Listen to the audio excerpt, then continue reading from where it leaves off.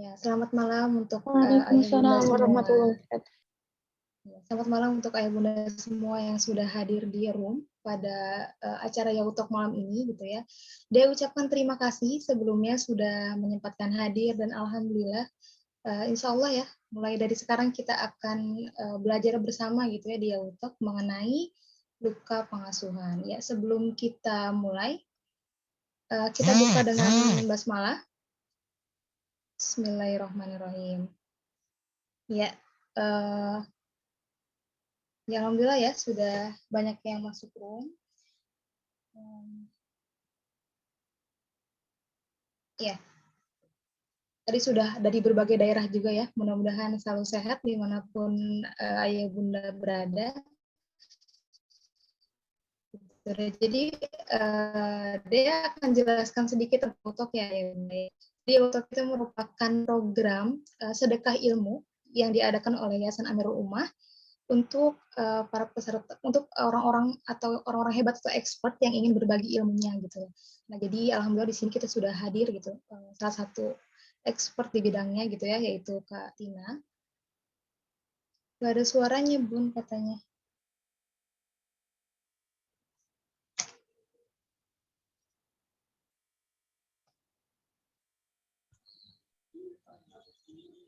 Di saya ada, Bun. Ada ya? Oke. Coba mungkin di yang lainnya. Yang lainnya jelas ya? Suara saya? Jelas. Untuk yang belum ada suaranya, mungkin bisa dicek join audionya dulu ya. Bunda Erna. Ya, diklik to join audio. Ya. Oke, lanjutkan lagi ya. Jadi Yautalk ini tadi merupakan program yang dipunyai oleh Amirul Ummah. Yautalk itu tempat sedekah ilmu para orang-orang hebat gitu ya. Nah, salah satunya hari ini yaitu tentang luka pengasuhan seperti itu. Nah, jadi mungkin banyak yang belum tahu juga ya tentang Yayasan Amirul Ummah gitu. Nah, Yayasan Amirul Ummah itu kami ini merupakan lembaga filantropi yang berada di Kalibata, Jakarta Selatan, Ayah Bunda. Itu ya. Jadi yayasan kami bergerak fokus di bidang wakaf dan sedekah Quran serta bangun masjid di pedalaman. Gitu. Jadi alhamdulillah sampai hari ini gitu ya, sampai hari ini dan terakhir pekan kemarin kami sudah menyalurkan total sekitar 80.000 Al-Qur'an di seluruh Indonesia. Di antaranya adalah Palu, Gorontalo, Jawa Barat, Sumatera Utara, Bali, Papua Barat, dan kemarin Sulawesi Selatan. Gitu. Alhamdulillah gitu ya. Jadi ayah bunda jika ada yang tertarik atau berminat untuk ikut wakaf Quran atau sedekah Quran untuk para penghafal Quran di pelosok negeri, monggo nanti bisa di-chat umahnya ya, chat ke umah. Gitu. Nah, sebelum dimulai, dia ingin tunjukkan satu video dulu gitu ya. Mas operator udah siap belum nih videonya nih? Ya, jadi ini video. Oke. Jadi ini video tentang perjalanan penyaluran kami pekan lalu di Sulawesi Selatan. Gitu ya, Ayah Bunda ya. Nah, silakan ditonton, mudah-mudahan menarik. Ya.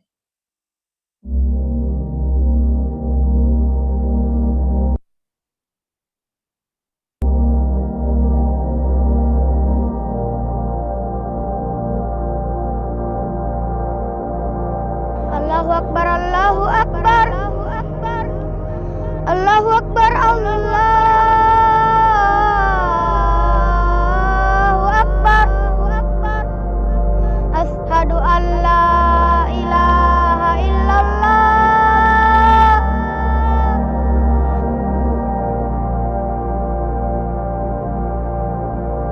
Jauh dari gemerlap dan kota, ada satu kampung yang hidup dengan keterbatasan, namun tetap semangat mengaji Al-Quran.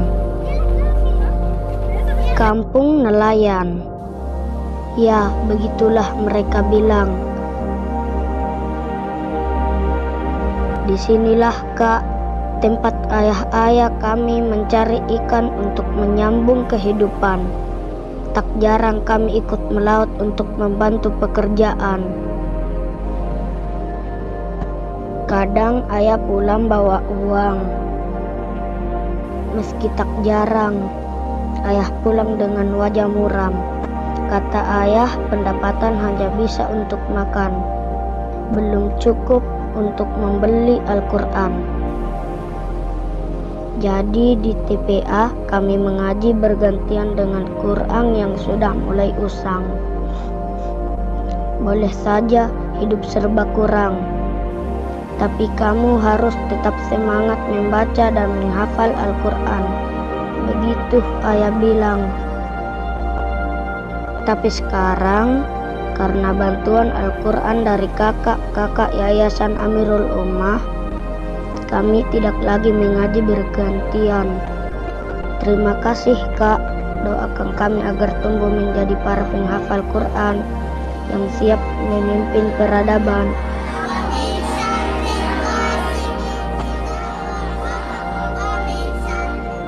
Di sini saya sangat berterima kasih atas adanya bantuan Al-Quran yang kami terima di TKTPA kami. Salam dari kami, si anak nelayan.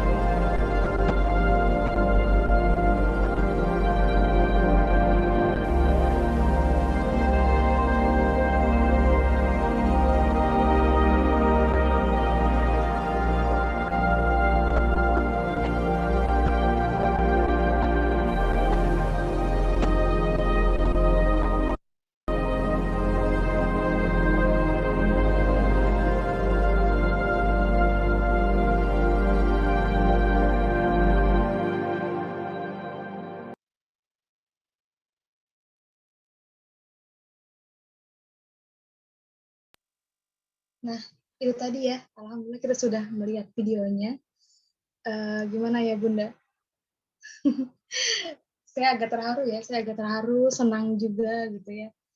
Jadi gitu Bunda ya, ternyata di sana tuh masih banyak di pelosok negeri Indonesia, masih banyak saudara-saudara kita yang ternyata masih sulit, masih susah untuk akhirnya memiliki Quran gitu. Dan salah satunya adalah di Sulawesi Selatan tadi ya, di Kampung Nelayan Tope Jawa. Jadi alhamdulillah penyaluran Al-Qur'annya sudah diselenggarakan pekan kemarin gitu di Sulawesi Selatan sebanyak 20.000. Kami mengucapkan terima kasih untuk seluruh donatur yang sudah mendukung, yang sudah menyisihkan hartanya untuk wakaf dan sedekah Quran, gitu ya. Jadi mudah-mudahan dari pelosok negeri, dari pelosok Indonesia banyak lahir, insya Allah, hafiz-hafizo yang akan memberi kebaikan untuk negeri ini. Gitu ya. Amin, amin, amin. Nah, Ayah Bunda, tidak sampai situ aja gitu ya. Jadi Sulawesi Selatan itu bukan titik terakhir gitu ya. Kita akan meneruskan perjuangan ini, kita akan meneruskan perjuangan untuk membimbingkan Al-Quran. Nah, jadi dia kasih info sekalian nih, kalau misalkan selanjutnya, insya Allah kita akan lanjut sebar Al-Quran di Aceh. Seperti itu ya, di Aceh. Jadi boleh Mas Operator dikeluarkan pamfletnya. Nah, jadi mudah-mudahan dari Yawutok ini juga banyak ya nantinya yang ingin berwakaf Quran atau sedekah Quran gitu ya untuk saudara-saudara kita di pelosok negeri, untuk para santri yatim atau penghafal Quran juga ya. Nah ini pamflet terbaru kita untuk penyaluran di Aceh. Nah jadi untuk ayah bunda yang nantinya ingin berwakaf Quran atau sedekah Quran boleh langsung hubungi Ummah saja gitu ya, kontak admin Amirul Ummah Indonesia. Insya Allah ya, insya Allah lahirnya Hafiz-Hafizoh ini yuk kita jadikan salah satu amalan terbaik yang kita lakukan gitu ya. Yuk gabung untuk akhirnya jadi saksi lahirnya para Hafiz-Hafizoh di pelosok Indonesia. Seperti itu ya. Oke, terima kasih Mas Operator gambarnya. Ya, gitu. Oke, selanjutnya nggak lama-lama lagi ya, karena inti acaranya adalah kajian pada malam ini. Alhamdulillah juga sudah ada Katina. Katina, Assalamualaikum. Apakah sudah standby? Waalaikumsalam warahmatullahi. Waalaikumsalam. Kedengeran nggak? Oke. Kedengeran? Kedengeran sudah jelas. Ya. Bentar ya, coba video dulu. Gelap ya, maaf. Kadang jadi suka terang, suka gelap gitu. Ya. Gitu ya, suka tidak pasti ya, Kak. Ya, kayak jomblo ya. Aduh, Suka nggak pasti. saya dong kalau gitu. Oke, skip. Iya, sebelum Katina ngisi kita kenalan dulu. Kita kenalan dulu. Siapa sih Katina gitu ya? Kok bisa Katina yang ngisi? Nah, boleh. Kayak orang biasa aja. Boleh Mas Operator untuk dibuka PPT-nya. Jadi PPT-nya itu kita awali dengan berkenalan dengan Katina gitu ya. Karena tak kenal maka tak harus, supaya kita kenal, supaya kita berkenali. Jadi ini beliau bernama lengkap dia di Pasar Rebo Jakarta Timur. Nah Kak, ada orang Pasar Rebo juga tadi Kak di sini Kak. Ya tetanggaan ya, jangan-jangan gitu ya. Ya Pasar Rebo juga. Terus pendidikan terakhirnya, ya. Pendidikan terakhirnya beliau adalah lulusan psikologi UI Depok gitu. Dan juga sekolah tinggi ilmu dakwah ya Kak ya. Al-Hikmah di Mampang, Jakarta tuh. Masya Allah ya. Jadi seimbang nih, ilmu akademiknya juga, ilmu agamanya juga mantap. Masya Allah. Nah, terus aktivitas saat ini, Katina ini adalah owner Pondok Anggrek. Nah, jadi beliau adalah pemilik Pondok Anggrek ya, Masya Allah. Terus seorang YouTuber juga. Nah, kalau mau cek-cek YouTube-nya boleh. Banyak banget tips-tips anggrek di sana gitu. Terus pegiat program pemberdayaan masyarakat Kampung Anggrek. Nah, jadi di Pasar Rebo itu teman-teman ada Kampung Anggrek gitu. Jadi kampungnya itu yang memberdayakan anggrek-anggrek dari bibit-bibit supaya besar gitu. Gitu ya Kak, betul ya? Iya.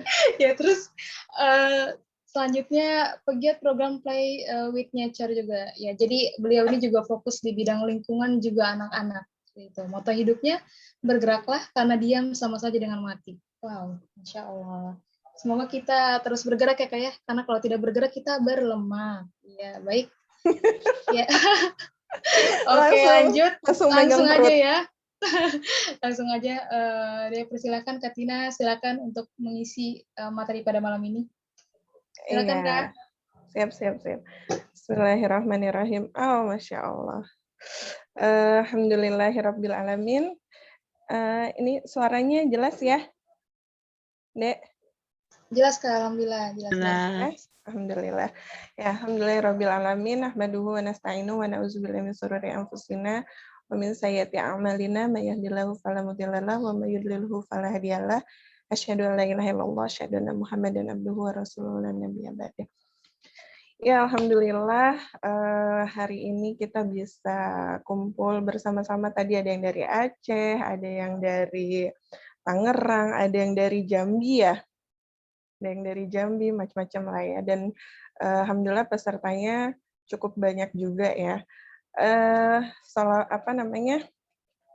Puji syukur kehadirat Allah Subhanahu wa taala karena sudah memberikan kita banyak sekali nikmat dan rasanya kita kok kurang ajar gitu ya kalau nggak bersyukur atas segala nikmat yang diberikan oleh Allah.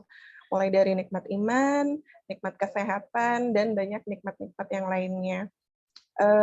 Saya mau sedikit cerita, beberapa waktu lalu saya sempat terinfeksi COVID ya, dan itu saya gejalanya gejala berat. Dan itu variannya varian Delta. Jadi baru masuk ke Indonesia, terus saya kenalan tuh sama Deltanya baru masuk ke Indonesia, saya langsung kenalan sama Delta. Dan itu saya sempat pakai tabung oksigen selama beberapa hari gitu ya. Begitu lepas tabung oksigen, saya tuh setiap pagi jemur saya bilang, ya Allah, Masya Allah, betapa oksigen itu mahal sekali gitu. Jadi itu baru nafas ya, belum nikmat-nikmat yang lain. Jadi memang sudah seharusnya hati kita ini terus bersyukur kepada Allah atas segala nikmat yang diberikan Allah sama kita. Termasuk kali ini saya punya kesempatan sharing sama teman-teman juga itu adalah nikmat dari Allah gitu ya. Karena bisa jadi apa yang saya sharingkan ke teman-teman itu nanti jadi kebaikan buat kita semua insya Allah. Salawat serta salam semoga tercurah juga kepada manusia terbaik sepanjang masa, panutan kita semua ya. Insya Allah nanti kita akan berkumpul bersama-sama beliau di surga, insya Allah amin. Rasulullah Shallallahu Alaihi Wasallam beserta para keluarga beliau, juga para sahabat. Mudah-mudahan kita termasuk umat yang Allah pilih istiqomah hingga akhir zaman nanti. Alhamdulillahirrahmanirrahim. Sebelum mulai, kita peserta ada berapa ya? Mbak Dea? Cek. Ada 38, Kak. Ada 38. 39 sekarang. 39. Yang laki-laki ada berapa? Laki-laki Ayo di absen. 1, 2, 3, 4. Saya mau ngitung tadi nggak sempet. Kalau berhenti kebanyakan Iya, ceweknya, padahal intinya sebenarnya di para ayah sebenarnya. 5, 6, ada 6, Kak. Ada 6, Masya Allah. Ini PR ya buat kita sebenarnya.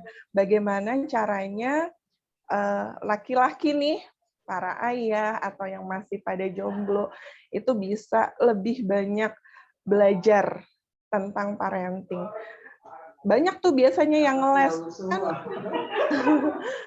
Kan biasanya banyak yang ngeles tuh gini. Kan ini Al-Madrasatul Ula gitu kan. Ibu itu adalah madrasah pertama anak-anaknya gitu kan. Ya udah jadi ibunya aja. Bapak-bapak lupa. Iya, ibu gurunya tapi bapaknya kepala sekolahnya gitu. Jadi bapaknya yang bikin peraturan. Makanya saya suka sedih kalau ada acara parenting yang semangat tuh ibu-ibunya. Ya, ikut gitu. Jadi pincang kakinya. Di rumah tangga itu kan kakinya 2 ya. Satu bapak, satu ayah, satu bunda. Nah, dua-duanya ini larinya harus sama. Kalau larinya nggak sama, nah terjadilah nih yang namanya hutang pengasuhan yang sebagian besar menyebabkan luka pengasuhan. Gitu. Jadi kalau masih ada bapaknya nih, bunda-bunda ada bapaknya di samping nih, ayo bareng gitu belajar. Insya Allah gitu ya. Ya, itu pembukaan aja. Oke, sudah siap? Kita mulai kalau sudah siap. Oke, membasuh luka pengasuhan. Teman-teman, saya menemukan fakta yang cukup menarik dan sekaligus bikin sedih ya. Jadi, angka perceraian di Indonesia 50% itu penyebabnya adalah setelah diklasifikasi, penyebabnya semuanya ketika dicari akarnya itu adalah hutang pengasuhan. Yang lain-lain KDRT apa segala macam gitu, ternyata akarnya itu adalah hutang pengasuhan. Nah, jadi kalau kita ngomongin masalah parenting, kita ngomongin masalah pengasuhan, ini bukan cuma masalah domestik atau masalah rumah tangga yang ecek-ecek. Hanya seorang ibu ngurusin anak, bukan sekedar itu, tapi ini ngomongin masalah yang jauh lebih besar daripada itu. Ini ngomongin masalah generasi. Coba berapa banyak saya sering dapat cerita-cerita gitu ya dari teman-teman saya yang banyak sekali konselor anak dan remaja, berapa anak-anak dan remaja-remaja kita yang hancur dalam tanda kutip itu akibat perceraian orang tuanya, dan ternyata 50% dan ternyata 50% Dan ternyata 50% dari perceraian itu adalah diakibatkan oleh hutang pengasuhan. Nah, kemudian 50% dari hutang pengasuhan itu persentase ya, tapi kalau kita kita konversi ke angkanya itu di Indonesia dalam 1 jam itu terjadi 40 perceraian. Ya, itu angka yang fantastis gitu ya. dalam 1 jam di Indonesia terjadi 40 kasus perceraian, dan itu adalah angka tertinggi di Asia Pasifik. Gitu. Ini kenapa akhir-akhir ini rekornya Indonesia ngenes-ngenes banget ya. Tertinggi angka COVID gitu ya. Tertinggi angka perceraian di Asia Pasifik. Ini jadi PR kita semua. Gitu. Nah, itu jadi masalah, dan sangat penting sekali kita membahas masalah parenting ini karena ini tadi ternyata 50% perceraian yang punya andil besar menyebabkan perceraian itu adalah masalah pengasuhan, salah asuhan, utang pengasuhan, kemudian luka pengasuhan. Gitu. Sampai sini saya berharap teman-teman mulai, oh ternyata itu adalah parenting itu sesuatu yang sangat penting sekali. Indonesia itu sampai dapat predikat 2 tahun lalu kalau nggak salah. Jadi negara yang keluarganya ini peran keayahan. Bapaknya ada secara fisik, tapi peran keayahannya nggak ada. Makanya saya suka sedih gitu. Kenapa kalau acara parenting, seminar parenting, apa aja yang sifatnya parenting, itu ibu-ibunya penuh, mbak-mbaknya penuh. Tapi mas-masnya, bapak-bapaknya, ya cuma sekuprit-sekuprit aja gitu. Jadi pemahamannya hanya sampai bapak-bapak itu kerja, kasih duit bulanan buat anak, buat istri, sampai situ. Padahal tanggung jawabnya jauh lebih besar daripada itu, termasuk soal parenting. Kalau kita lihat dialog di Al-Quran itu, kalau saya nggak salah 32 ayat itu adalah dialog antara anak dengan bapak. Gitu. Jadi di sini tuh secara tersirat Allah ingin bilang sama kaum laki-laki nih, "Hei ayah, nih aku turunin ayat sebanyak itu bicara tentang percakapan bapak dan anak. Supaya kamu tahu bahwa peran seorang ayah di dalam pengasuhan anak itu sangat besar dan sangat penting." Gitu. Seakan-akan Allah tuh mau bilang seperti itu. Gitu. Jadi mari kita sadarkan pasangan kita, mungkin anak kita yang laki-laki, atau saudara kita, atau teman kita yang laki-laki, betapa penting peran mereka dalam hal pengasuhan. Gitu. Oke, next. Bisa digeser slide-nya? Oke. Suaranya masih ini ya? Masih oke ya? Masih oke, Kak. Oke ya. Oke. Lanjut. Mana nih? Kok putih doang?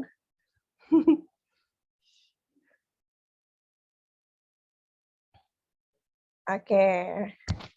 Mana dia? Oke. Apa itu hutang pengasuhan dan apa itu luka pengasuhan? Dalam perkembangan dari kita bayi, kemudian anak-anak, kemudian masuk ke fase remaja, dewasa muda, dewasa tengah, dan dewasa, itu ada banyak aspek perkembangan. Nah, di sini ada yang SPSI ya, tadi kalau nggak salah. Itu pasti udah paham lah, aspek-aspek perkembangan tuh banyak sekali. Nah, di tahapan-tahapan itu, di tahapan anak, di tahapan remaja, di tahapan dewasa, itu ada banyak, kalau dalam bahasa kita seorang muslim kali ya, itu ada banyak hak-hak yang harus diberikan kepada anak-anak.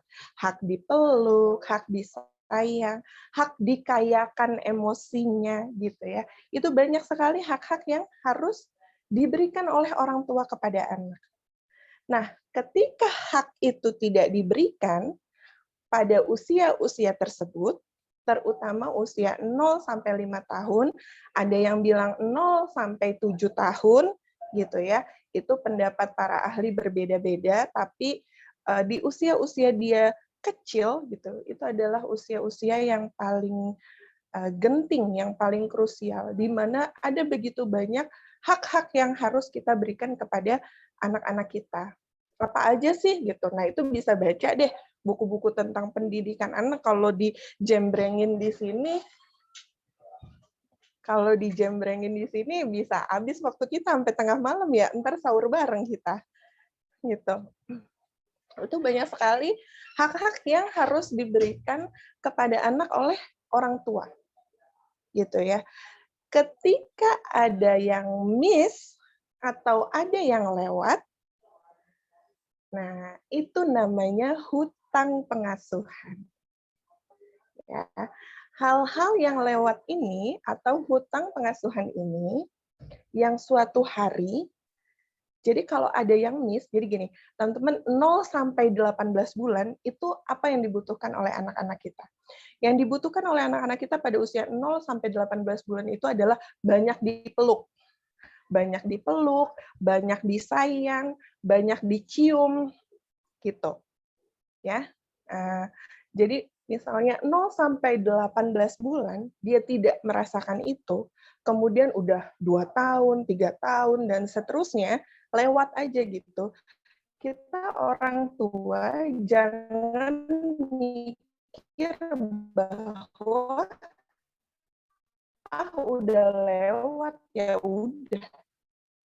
Lagi sama anak-anak kita nanti. Ya. Akan lewat aja. No, itu nanti akan ditagih sama anak-anak kita. Ya.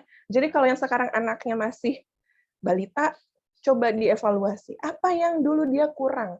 Yang anaknya sudah besar, apa yang dulu dia kurang? Berikan. Kurang dipeluk, kurang dipuji. Anak itu butuh pujian untuk apresiasi. Ya. Kurang dipeluk, itu nanti akan ditagih sama dia. Entah di usia dia remaja, atau bahkan nanti di usia dewasa.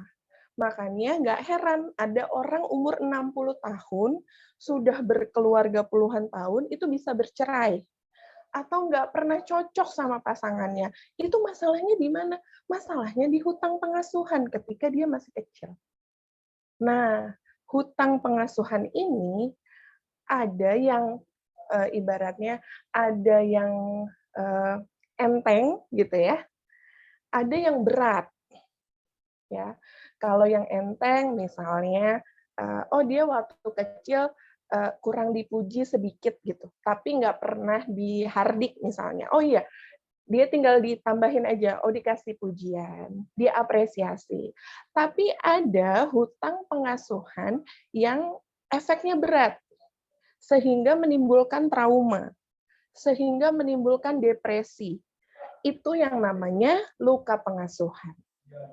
Ya, jadi udah jelas ya bedanya apa itu hutang pengasuhan, apa itu luka pengasuhan. Ya, nanti kalau ada yang kurang jelas boleh nanti dipandu sama Mbak Dea untuk interaksi.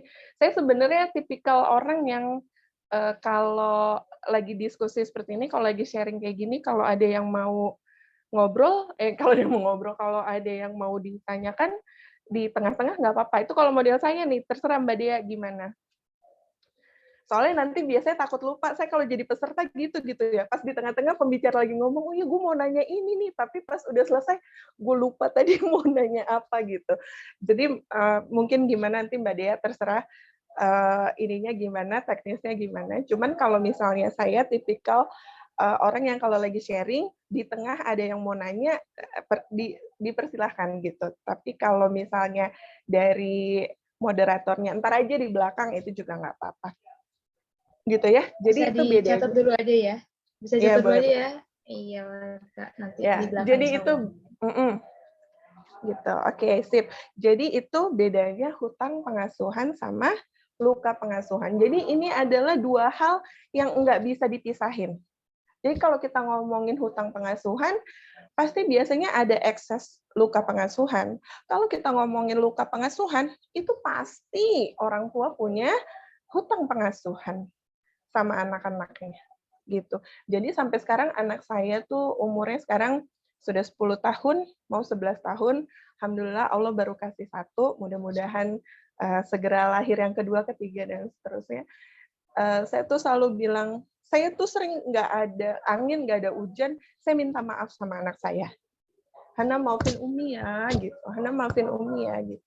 Karena saya nggak tahu hak apa yang tidak saya berikan kepada anak saya, gitu. Dan itu biasanya memperlembut hati anak-anak kita.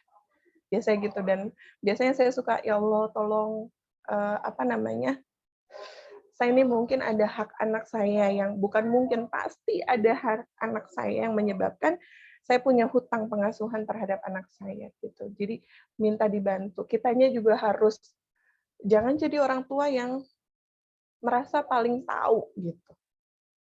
Jadi orang tua itu adalah menjadi orang tua itu adalah yang selama ini saya rasakan ya.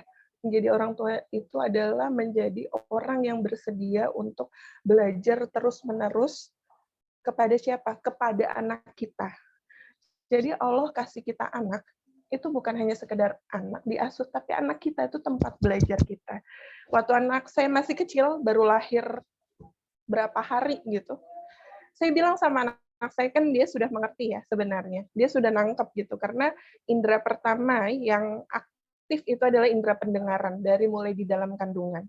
Gitu. Saya bilang, "Nak, kamu itu tempat belajar Umi.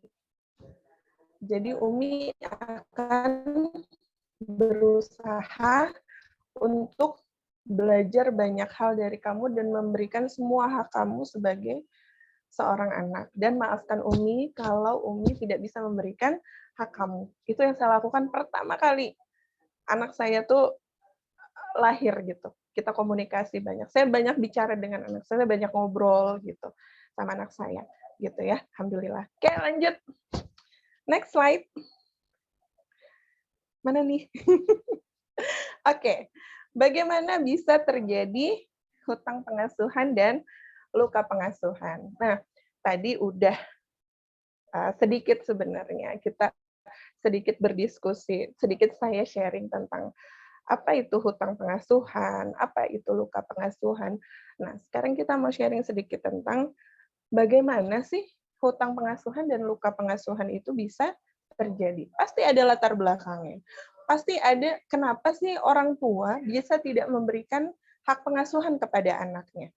Kenapa sih bisa orang tua udah nggak memberikan hak pengasuhan buat anaknya, marah-marah sama anaknya sampai anaknya trauma sehingga menimbulkan luka pengasuhan.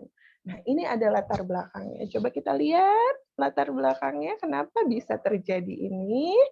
Monggo silakan slide-nya. Next. Oke. Yang pertama, kurangnya pengetahuan orang tua tentang ilmu parenting. Nah, ini adalah ilmu yang wajib untuk kita ketahui sebelum jadi orang tua dan ketika jadi orang tua. Ya. Jadi yang namanya ilmu parenting, kalau buat saya itu mandatory, wajib hukumnya, sama kayak kita belajar fikih. Sama kayak kita belajar Al-Qur'an, belajar tahsin, tajwid dan segala macam. Itu sama pentingnya. Mandatory, wajib. Ketika kita tidak mengetahui apa itu dasar-dasar pengasuhan, bagaimana memberikan hak-hak anak, bagaimana kalau orang tua punya salah sama anak, jangan salah ya, Mbak Dea, ayah bunda sekalian, teman-teman sekalian, kita sering banget dengar gitu ya, mungkin dari orang tua kita juga, karena saya juga dulu termasuk anak yang mengalami child abuse agak parah gitu. Kita sering banget dengar term anak durhaka gitu. Suatu hari saya bertanya sama diri saya sendiri. Pada waktu itu saya masih SD atau SMP gitu, saya lupa. Ada sebutan anak durhaka, tapi ada nggak sih sebutan orang tua durhaka itu pada waktu itu dalam hati? Karena saya merasa ini udah keterlaluan banget gitu memperlakukan saya pada waktu itu ya. Terus begitu saya kuliah di Al-Hikmah gitu, karena emang kuliah di psikologi itu harus diimbangin sama kuliah yang lain gitu. Saya kuliah di Al-Hikmah, saya baru ketemu gitu. Ada orang tua yang dalam tanda kutip durhaka sama anaknya. Orang tua yang seperti apa? Orang tua yang tidak memenuhi hak-hak anaknya. Jadi, jangan mentang-mentang jadi orang tua, terus minta selalu dihormati anak, jadi anak yang berbakti. Maksudnya, kamu jadi anak tuh harus hormat sama orang tua, nurut, dan segala macam. Sementara si orang tua yang tidak pernah memberikan hak anaknya. Nggak pernah. Jadi, kalau kita pengen punya anak yang sayang sama kita, berbakti, paham sama orang tuanya, soleh gitu ya, memperlakukan orang tuanya sangat baik, itu pertama kali adalah berikan haknya anak-anak. Gitu. Berikan dulu haknya. Mama nggak. Jadi berikan dulu hak anak-anak kita, baru silahkan berharap bahwa anak-anak kita akan jadi anak-anak yang nurut, akan jadi anak-anak yang berbakti, akan jadi anak-anak yang membanggakan orang tuanya, akan jadi anak-anak yang mendoakan orang tuanya. Ya. Jadi jangan berharap anak-anak kita akan mendoakan kita, berbakti sama kita, nurut sama kita, kalau kita enggak memberikan hak-hak anak-anak kita. Apa haknya? Gimana caranya kita tahu haknya? Islam itu ada banyak tarbiyah aula. Perkembangan kan banyak ya. Ada fase anak-anak gitu ya, ada fase remaja, dewasa muda, dewasa tengah, dewasa gitu ya. Ada fase itu. Tapi kalau di dalam Islam itu fasenya hanya 2 ya. Fase perkembangan itu hanya 2. Fase sebelum balik dan fase sesudah balik. Belajar yang mana? Belajar dua-duanya. Gitu. Belajar dua-duanya, kita lihat bagaimana sih anak kita tuh karakteristiknya gitu. Yang cocok apa nih buat dia? Gaya komunikasinya yang cocok apa nih buat anak-anak kita? Itu belajar di parenting. Bagaimana Luqman menasehati anaknya, bagaimana Nabi Ibrahim bicara dengan Nabi Ismail gitu. Itu ada di Al-Qur'an. Belajar deh, ada di sirah. Wah, itu indah banget. Jadi kalau kita sebagai orang tua sudah tahu harus belajar apa untuk anak-anak kita, wah itu luar biasa. Nanti jadinya anak-anak kita luar biasa. Dan yang paling penting dari parenting itu bukan kognitif. Kognitif itu apa ya? Otak. Kemampuan menggunakan otak untuk yang sifatnya prestasi akademik. Karena kita paling maksimal menggunakan otak itu tuh paling ya, maksimal tuh 5-10%.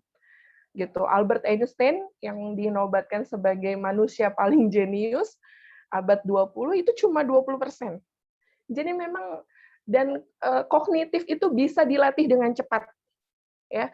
Jadi poin dari parenting itu bukan kognitif, tapi emosi. Mengkayakan anak kita dengan emosi, membuat dia peka gitu ya. Dia apa ya? Emosinya itu dia punya banyak emosi, bahagia, senang. Dia bisa merasakan emosi untuk dirinya dan untuk orang lain. Itu poin dari parenting. Kenapa 0-18 bulan itu harus banyak dipeluk? Harus banyak dipeluk karena kalau coba nanti saya dikoreksi ya, kalau saya salah, mudah-mudahan ada yang tahu. Otak itu banjir dopamin. Pada usia 0-18 tahun, setahu saya ya. Dopamin itu apa sih? Itu tuh hormon yang emosi ya. Nanti dia akan connect ke limbic system. Ada namanya di otak kita tuh namanya limbic system. Itu adalah otak, ibaratnya dia yang mengatur alam bawah sadar. Gitu. Nah, itu yang mengatur emosi anak-anak kita sehingga nanti anak-anak kita ketika besar dia punya yang namanya empati, dia punya yang namanya hati nurani, dia punya yang namanya kontrol diri. Itu 3 hal penting yang kita kehilangan saat ini, hampir kehilangan dalam hal pengasuhan anak-anak. Itu 3 hal yang penting. Di situ nggak disebutin kognitif, enggak. 3 hal yang penting, empati, hati nurani, dan kontrol diri. Makanya kalau kita lihat, banyak orang umur 40 tahun, 50 tahun, 60 tahun, itu temperamental. Itu kontrol dirinya nggak ada. Karena apa? Hutang pengasuhan. Gitu. Banyak pasangan yang bercerai karena misalnya suaminya temperamen, KDRT, padahal udah umur 40, udah midlife, udah separuh baya, udah mau 50. Masalahnya di mana? Kontrol dirinya nggak ada. Karena apa? Hutang pengasuhan. Usia 0 sampai 18 tahun dia nggak pernah dipeluk. Kalau kita belajar fungsi limbik system, nih orang psikologi pasti belajar nih. Kalau kita belajar fungsi limbik system, wah itu luar biasa. Kalau limbik system itu bisa maksimal, wah itu luar biasa. Nanti kalau Kak Dia mau bikin part 2, silahkanlah. Itu luar biasa kalau kita ngomongin limbik system. Dan itu connect dengan dopamin tadi yang banjir, yang mengatur emosi itu pada usia anak 0 sampai 18 bulan. Bukan cuma ibunya yang peluk, tapi bapaknya juga. Gitu. Kalau kita tahu ada seorang tokoh besar, ulama besar di Mesir, namanya Imam Syahid Hasan al-Banna. Beliau orang yang sibuknya luar biasa. Kalau kita baca biografinya, orang yang sibuknya luar biasa, muridnya banyak sekali luar biasa, tapi beliau punya catatan kesehatan secara detail satu-satu setiap anaknya. Itu catatan kesehatan doang ya, belum yang lain-lain. Kapan sakit pilek, kapan dibawa ke dokter, si ini fisiknya kuat, si ini lemahnya di mana, itu beliau punya satu-satu. Dan itu ayah, bukan ibu ternyata. Nah, sampai sini kita jadi tahu, oh ternyata peran keayahan tuh luar biasa. Dan teman-teman ayah bunda di usia 0 sampai 12 tahun, itu yang dominan mempengaruhi dan menentukan bagaimana anak ke depannya itu adalah peran ayah. Gitu. Jadi kalau ada anak kekurangan emosi, emosi itu bukan emosian gitu, bukan ya. Kekurangan emosi, itu pasti karena kurang dipeluk sama ayahnya. Hampir pasti. Gitu. Makanya saya sedih kalau banyak bapak-bapak yang nggak suka ikut acara parenting. Padahal kewajiban mereka, padahal tanggung jawab mereka besar sekali dalam keluarga. Gitu ya. Itu tadi yang pertama. Yang kedua, tidak dipenuhinya hak anak. Iya. Kenapa hak anak tidak dipenuhi? Karena nggak tahu ilmunya. Ya, sampai sini kita jadinya harus sadar bahwa jadi orang tua tuh memang harus cerdas. Bukan pinter ya, tapi cerdas. Orang cerdas itu kemauan belajarnya tinggi walaupun kemampuan otaknya pas-pasan. Itu orang cerdas. Kemauan belajarnya tinggi walaupun kemampuan otaknya pas-pasan. Ya, kalau orang pinter mah udah dari sononya otaknya encer gitu ya. Tapi kalau orang cerdas, dia mau belajar terus walaupun otaknya pas-pasan. Jadi tadi nggak dipenuhi haknya, lawang dia nggak ngerti gitu apa aja haknya anak-anaknya. Kenapa nggak ngerti? Ya nggak belajar parenting, jadi nggak tahu perkembangan anak, nggak tahu hak apa yang harus dipenuhi oleh anak-anak gini. Saya tuh divorce ya, saya tuh bercerai. Jadi pernikahan yang pertama itu, alhamdulillah saya sudah menikah lagi sekitar sebulan yang lalu lah ya, gitu. Jadi saya divorce gitu. Saya tahu bahwa itu akan memberikan efek yang sangat buruk buat anak saya. Jadi sebelum tapi keputusan divorce itu sudah melalui banyak pertimbangan gitu ya. Bertahun-tahun saya mempertimbangkan untuk divorce. Bukan saya menggugat, tapi mantan suami saya yang menggugat. Kemudian saya jelaskan kepada anak saya apa yang terjadi. Karena memang pada dasarnya saya dengan anak saya attachment-nya kuat, bonding secara emosionalnya kuat gitu. Dia bisa dengan cepat menerima. Tidak ada anak yang bisa langsung menerima perceraian orang tuanya. Tapi dia dengan cepat menerima. Ada fase di mana dia murung. Ada fase di mana dia sedih. Gitu ya. Tapi itu nggak berlangsung lama. Saya bekerja sama dengan gurunya dia di sekolah. Itu nggak berlangsung lama. Sampai ketika kenaikan kelas, gitu, saya diberitahu oleh wali kelasnya. Jadi saya juga sempat khawatir, apakah anak saya ini akan murung terus, trauma perceraian orang tuanya akan terbawa terus sampai dia dewasa, gitu. Apakah akan terjadi seperti itu? Ternyata saya memang keras sekali berjuang supaya anak saya tidak trauma terhadap perceraian orang tuanya. Dan sampai sekitar 1 tahun kemudian kenaikan kelas, anak saya dapat predikat siswa paling ceria. Padahal sebelumnya murungnya luar biasa. Gitu. Kenapa? Karena di situ saya belajar memberikan hak-haknya dia. Gitu. Oh, dia nih nggak punya sosok ayah karena ikut saya kan sosok ayah gitu. Dan dia tidak terlalu dekat sama bapaknya gitu. Jadi saya harus punya peran ganda sebagai ibunya, sebagai ayahnya juga. Dan ini saya sampaikan waktu itu kepada, setelah 3 tahun saya sendiri, alhamdulillah ada yang datang ke rumah, melamar. Pada waktu itu saya sampaikan kepada calon suami saya, apa yang terjadi, bagaimana saya mendidik anak-anak kami, termasuk saya yang sempat juga punya trauma pengasuhan, gitu ya, punya luka pengasuhan. Gitu.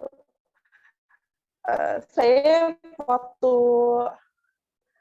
waktu pada saat paling kritis itu, saya bukan psikolog gitu, belum, dan nggak ambil profesi juga. Ke psikolog itu ketika asesmen tuh apa ya? Asesmen tuh apa sih, Dek, bahasa Indonesianya? Setelah pengecekan gitu aja kan. Iya, kayak pengecekan gitu ya. Setelah asesmen, ya setelah asesmen itu psikolognya itu diem aja gitu, diem. Saya udah mau nangis pada waktu itu depan psikolognya, nggak ngomong aja, dia tahu saya anak psikologi gitu. Psikolognya ini tahu saya anak psikologi. Dia diem, dia bilang, ini mas saya nggak usah basa-basi ya, dia bilang gitu.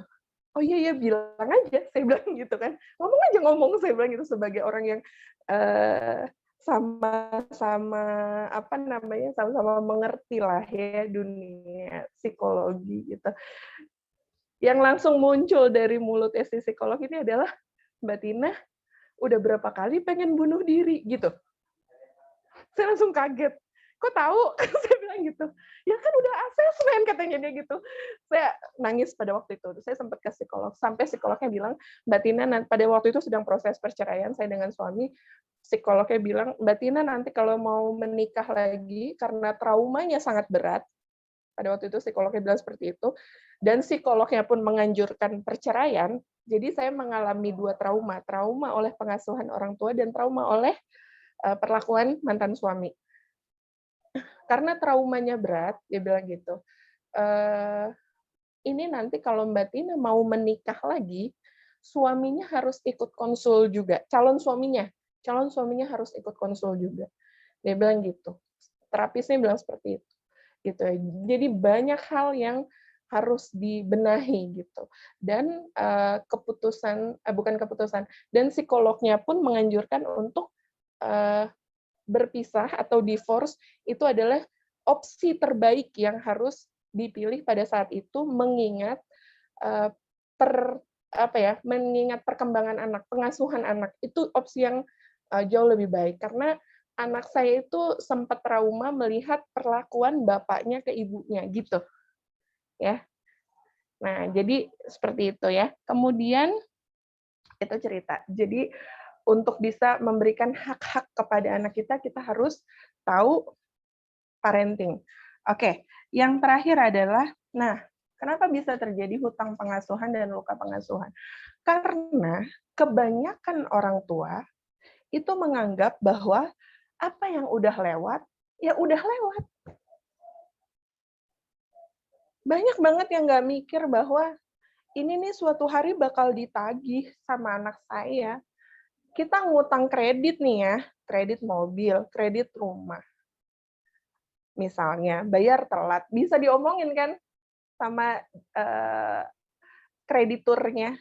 Oh iya nih, saya nggak bisa bayar bulan ini, bisa nggak bayar yang bulan depan? Atau lagi pandemi nih, bisa nggak dilenturkan gitu kreditnya? Kita bisa ngomong kayak gitu ke kreditur. Tapi masalah hutang perkembangan anak-anak kita udah lewat, nggak bisa diulang, dia akan ditagih di masa depan. Pasti ditagih. bentuknya apa. Misalnya dia jadi umur 40 tahun tuh jadi kok orang 40 tahun tapi kayak anak-anak gitu.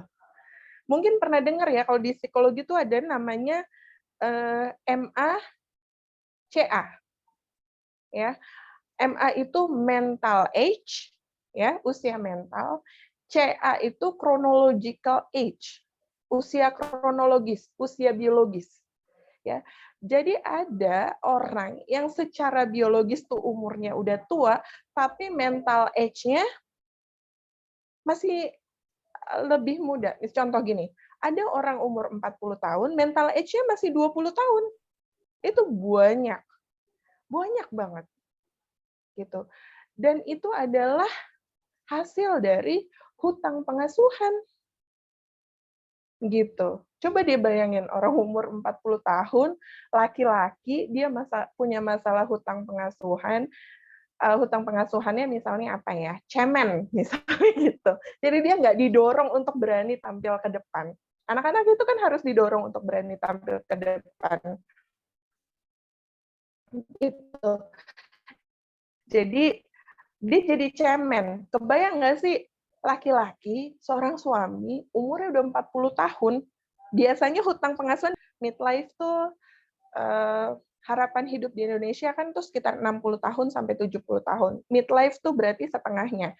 30 sampai 40 tahun tuh biasanya munculnya di angka itu tuh, hutang pengasuhan. Walaupun ada yang munculnya di remaja, ada yang munculnya di dewasa. Itu kalau orang tua peka untuk melihat itu bisa ketahuan. Tapi rata-rata meledaknya itu di usia 30-40 tahun, di midlife, usia-usia paruh baya. Itu meledaknya di situ biasanya. Kebayang nggak sih, nih misalnya, ini contoh kasus aja ya, saya tadi baru ngobrol-ngobrol.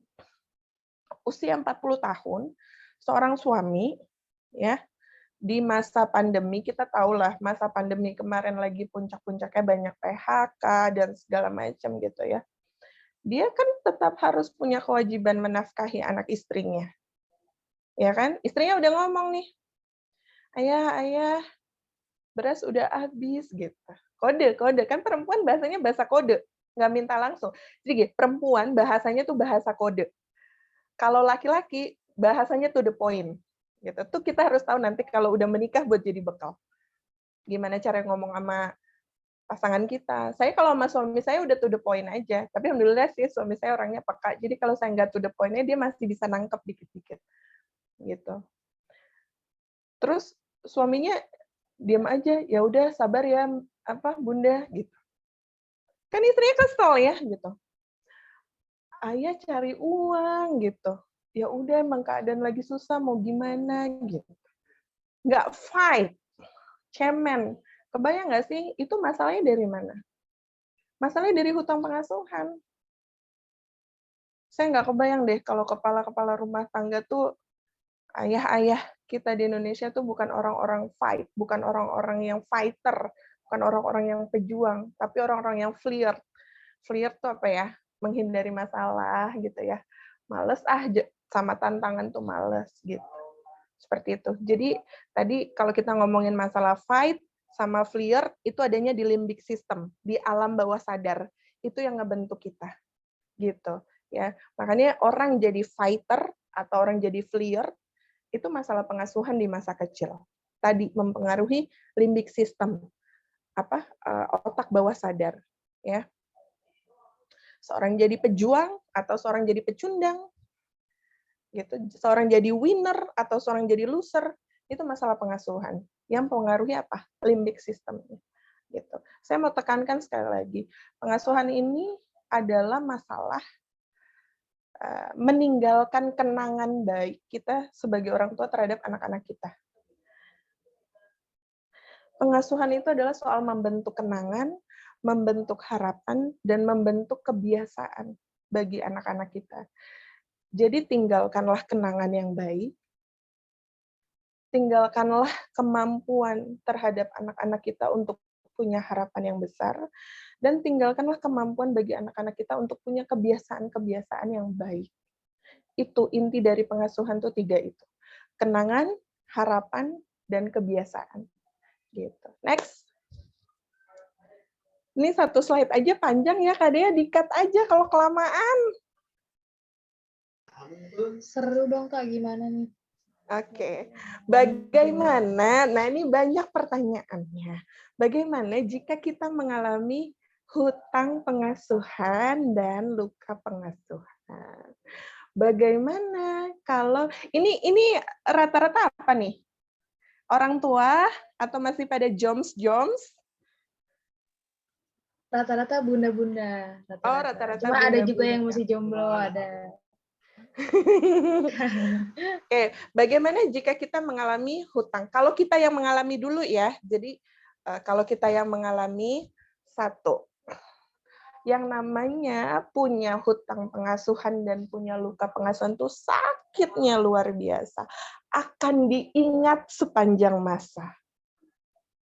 Terus saya kasih tahu, saya punya pengalaman itu, ya, saya punya pengalaman. Saya tuh mencoba bunuh diri udah dari usia SMP. Saya punya pengalaman seperti itu, gitu. Itu karena luka pengasuhan ya. Jadi luka pengasuhan itu bentukannya nanti trauma, depresi, sampai disorder. Ada yang bipolar, ada borderline personality disorder, ada PTSD, post traumatic syndrome disorder, itu karena trauma yang sangat berat sekali, bahkan sampai LGBT, lesbian, gay, bisexual, transgender. Barusan teman saya cerita, kebetulan dia psikolog, dia konselor psikolog anak dan remaja. Dia kedatangan seorang perempuan remaja. Dia bilang gini, intinya dia bilang, karena trauma berat yang dia alami, dia perempuan, dia nggak suka sama laki-laki, dia nggak suka sama lawan jenis. Dia memutuskan untuk suka sama sesama jenisnya, sama-sama perempuan.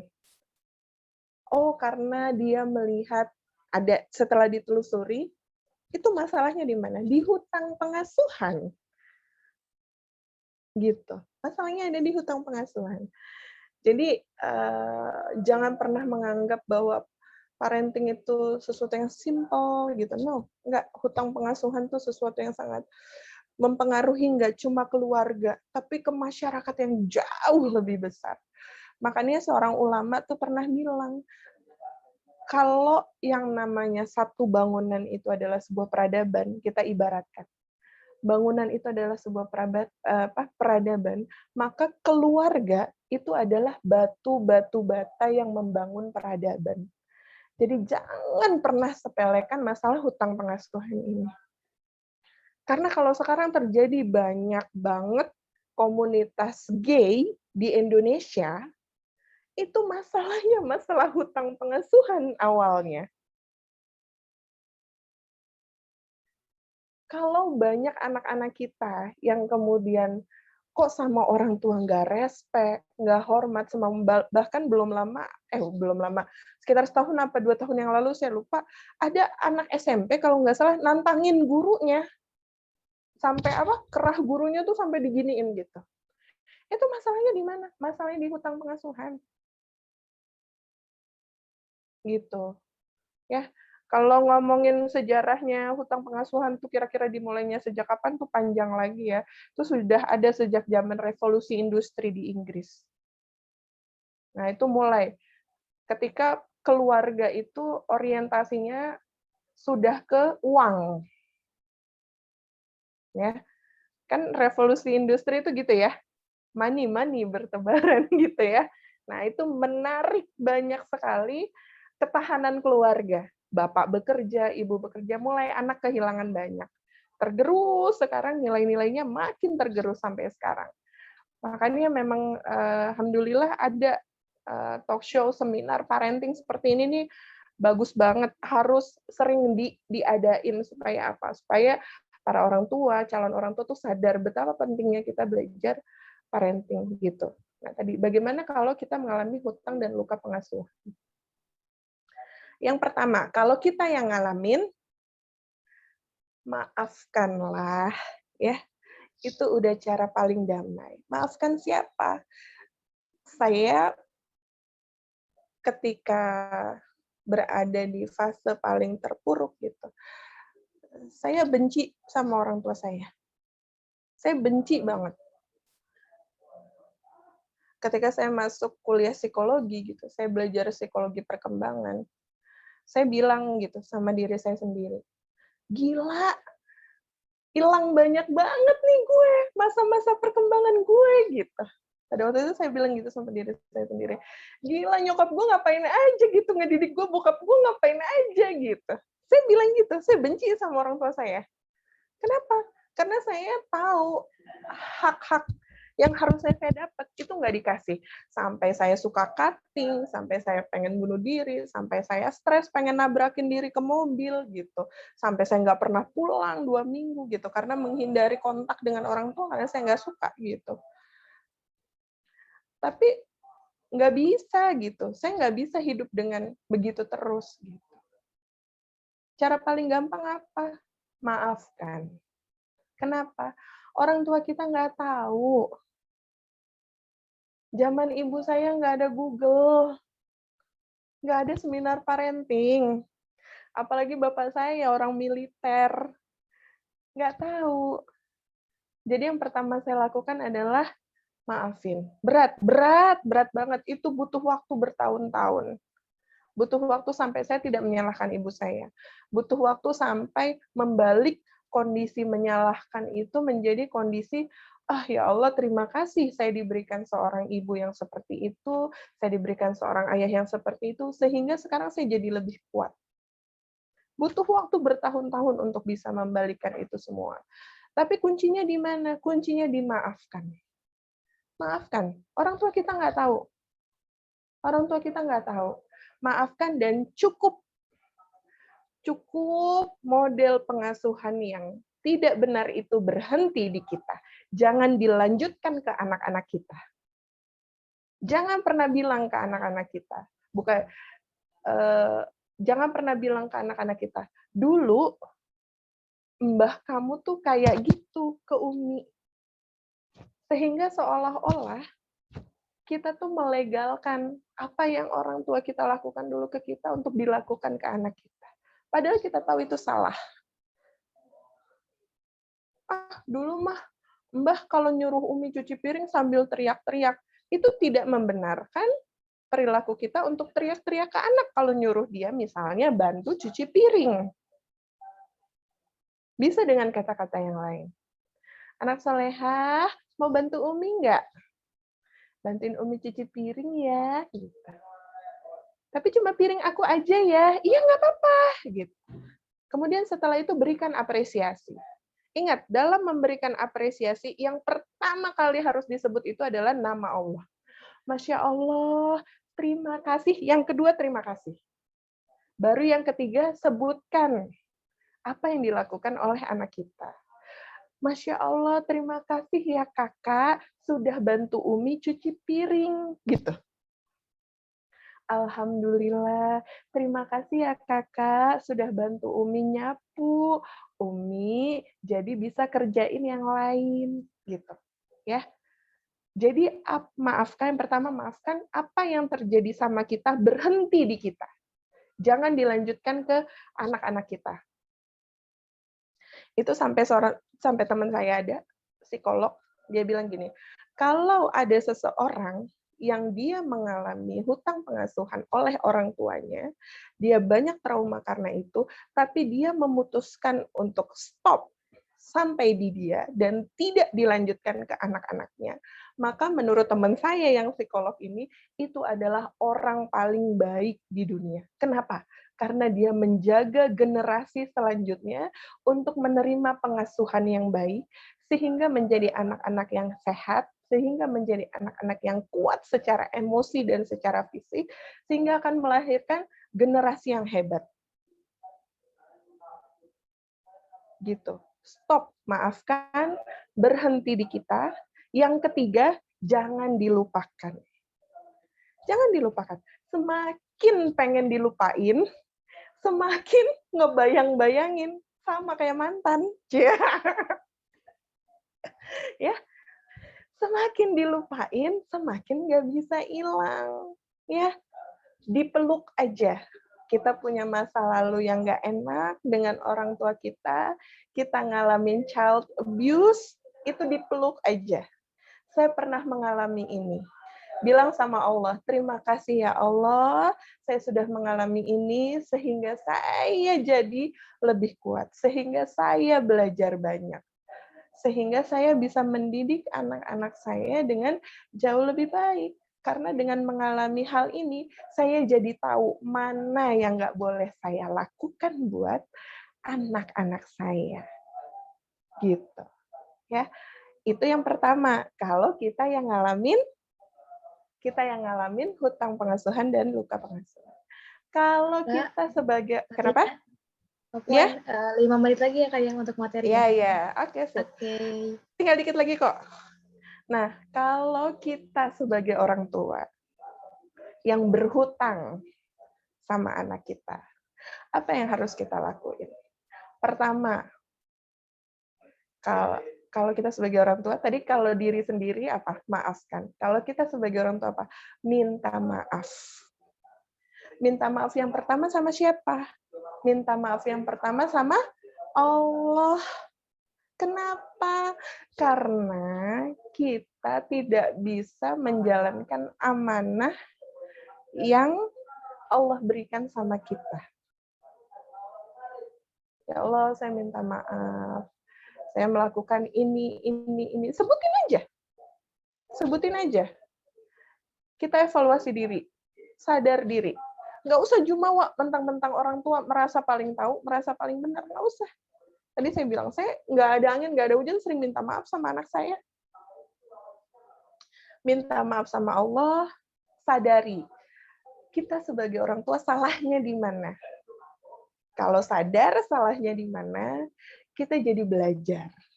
Kita jadi rendah hati. Kalau udah rendah hati, kita apa?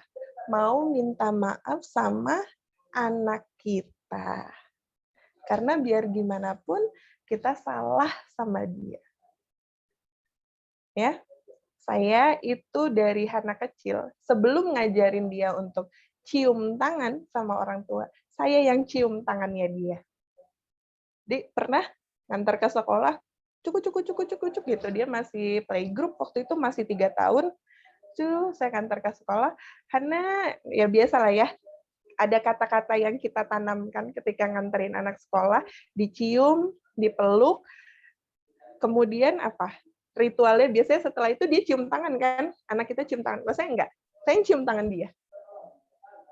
Terus anak saya gini, harusnya kan aku yang cium tangan Umi, gitu. Ya, jadi itu namanya hands on. Ya, dalam parenting itu namanya hands on. Jadi bukan nyeramahin dia untuk nih sama orang tua harus cium tangan. Enggak. Saya duluan cium tangannya dia dari dia kecil. Cium tangannya. Dia lama-lama jadi belajar. Oh, dia belajarnya gini taunya awalnya. Oh, kalau sayang tuh cium tangan gitu. Jadi dia tuh taunya kalau cium tangan tuh sayang gitu. Jadi dia tuh sering setelah itu tuh dia sering cium-cium tangan saya, gitu. Karena kenapa saya bilang gitu? Sayang, katanya dia gitu. Ya. Terus selanjutnya makin gede, makin sering bikin kesel. Biasa anak-anak tuh bikin kesel. Kita kadang-kadang nggak sabar. Kita ngomong astagfirullah gitu. Astagfirullah, tapi ngomongnya kencang. Astagfirullah gitu. Masya Allah. Ya nyebut nama Allah, tapi kesel nadanya gitu. Itu buat anak-anak kita, apa ya? Ternyata, ya Allah, Umi kok gini banget sih nyebut astagfirullah, tapi kenceng gitu. Minta maaf. Apalagi yang pernah sampai memukul, pernah sampai mencaci, memaki, merendahkan. Allah kamu gitu aja nggak bisa. Itu anak-anak mental down langsung. Brak, gitu. Hancur. Dia sedang membangun kepercayaan diri, langsung kita hancurin. Minta maaf. Minta maaf sama anak-anak kita. Ya. Kemudian apa? Berusaha ditambal. Kurangnya di mana? Oh, mungkin kita kurang mengapresiasi. Apresiasi. Oh, kita mungkin kurang memeluk, dipeluk. Selama masih ada waktu untuk membayar hutang itu, bayar. Kalau dia udah gede gimana, kan saya malu, peluk-peluk anak udah gede. Apalagi udah nikah, gitu misalnya. Apalagi nih kalau udah nikah. Orang tua bisa bekerja sama dengan pasangannya anaknya. Untuk apa? Untuk menyembuhkan luka pengasuhannya. Karena yang namanya membayar hutang pengasuhan, menyembuhkan luka pengasuhan, itu pekerjaan yang jauh lebih berat daripada mengasuh anak kita sesuai dengan perkembangannya. Kebayang nggak? Ngasuh itu udah berat.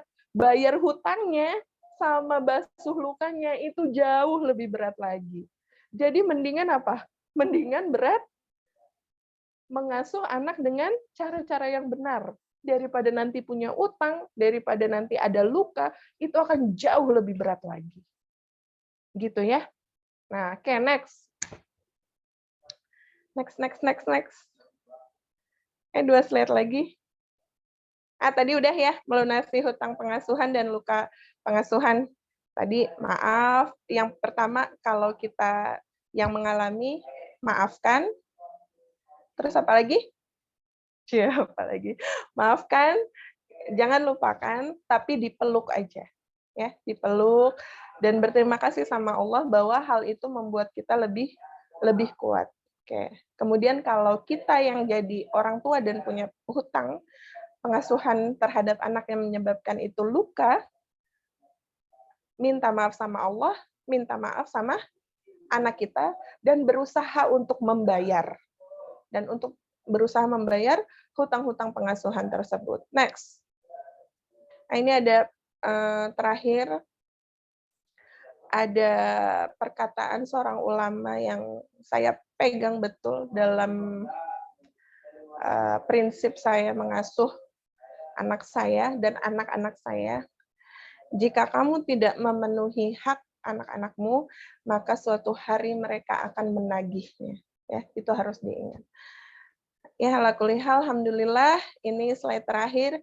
Terima kasih teman-teman sudah meluangkan waktu untuk sharing malam ini. Selanjutnya saya serahkan kepada Mbak Dea. Monggo Mbak Dea, silakan.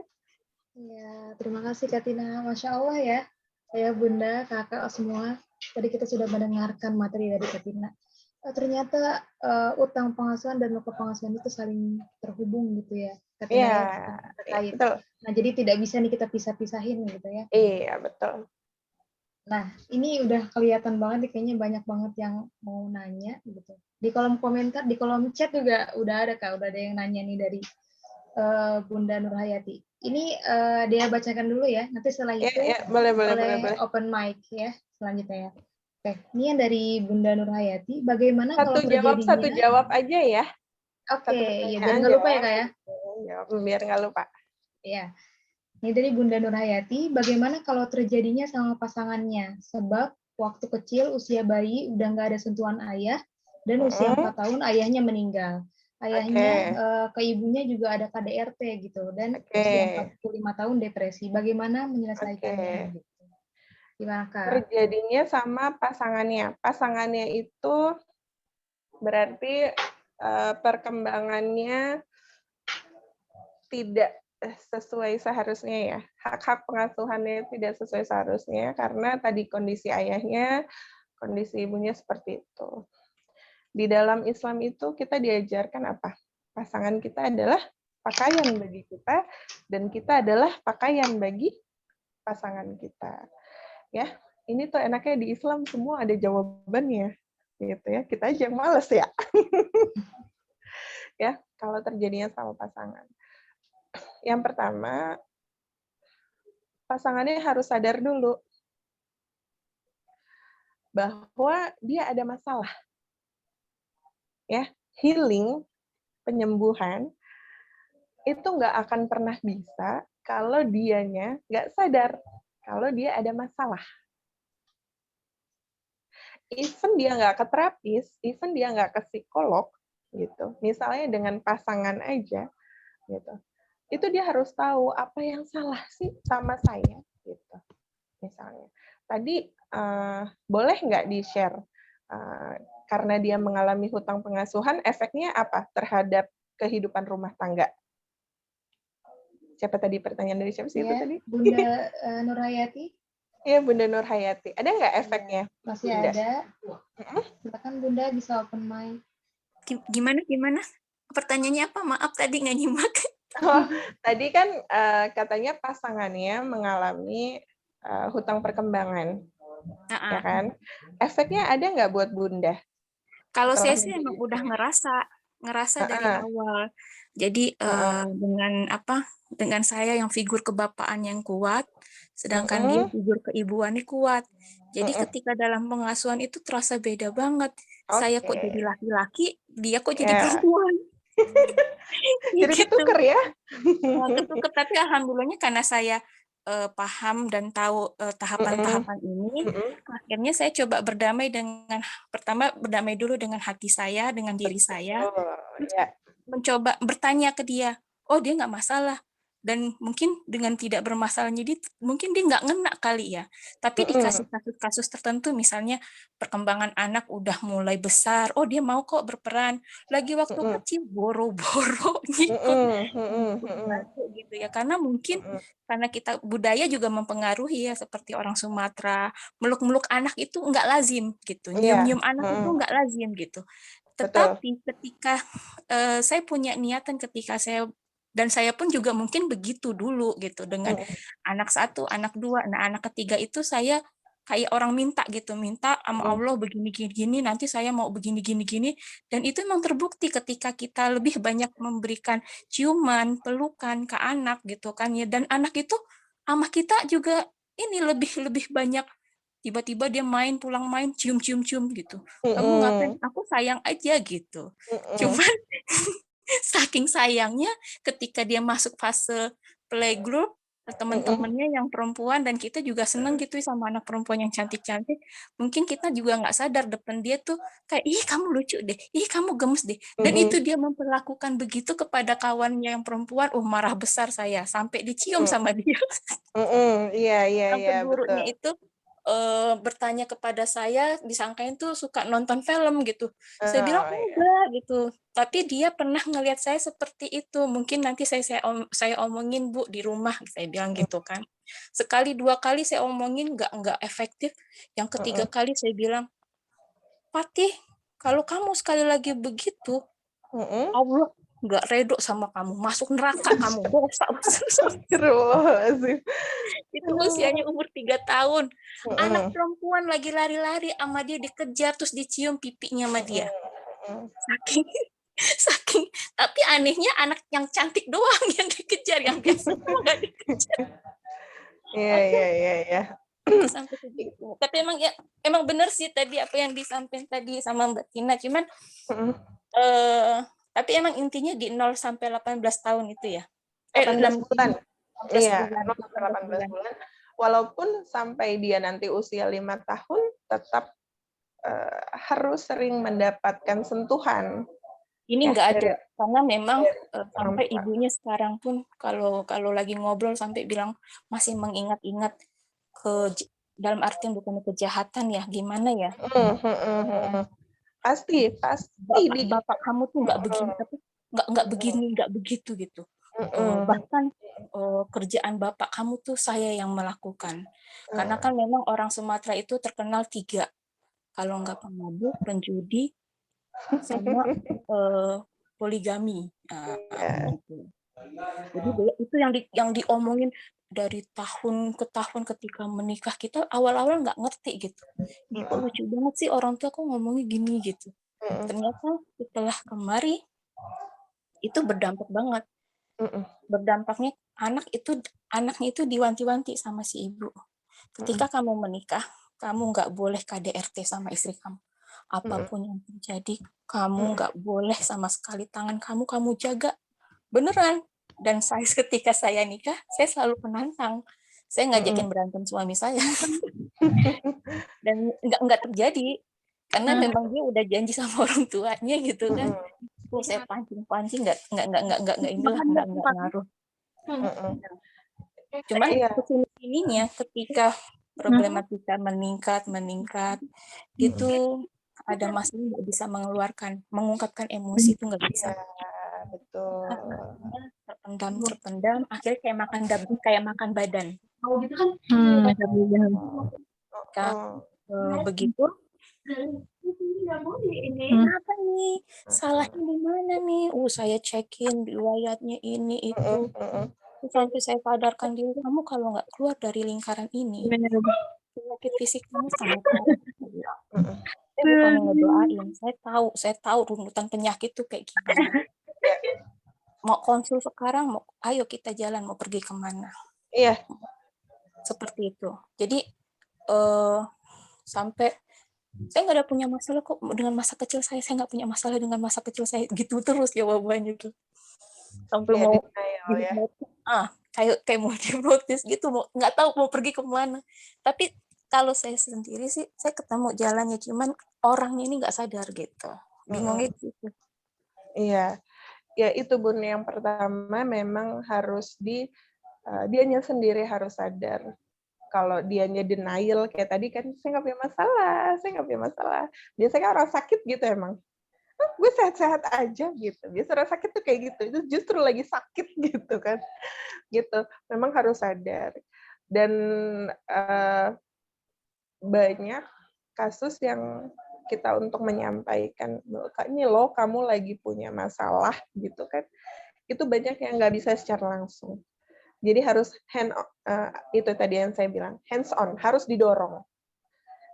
Misalnya nih, dia nggak suka ngobrol sama anaknya. Tadi kan anaknya laki-laki ya, suka cium-cium anak perempuan gitu. Nah, itu harus diajak ngobrol tuh sama bapaknya.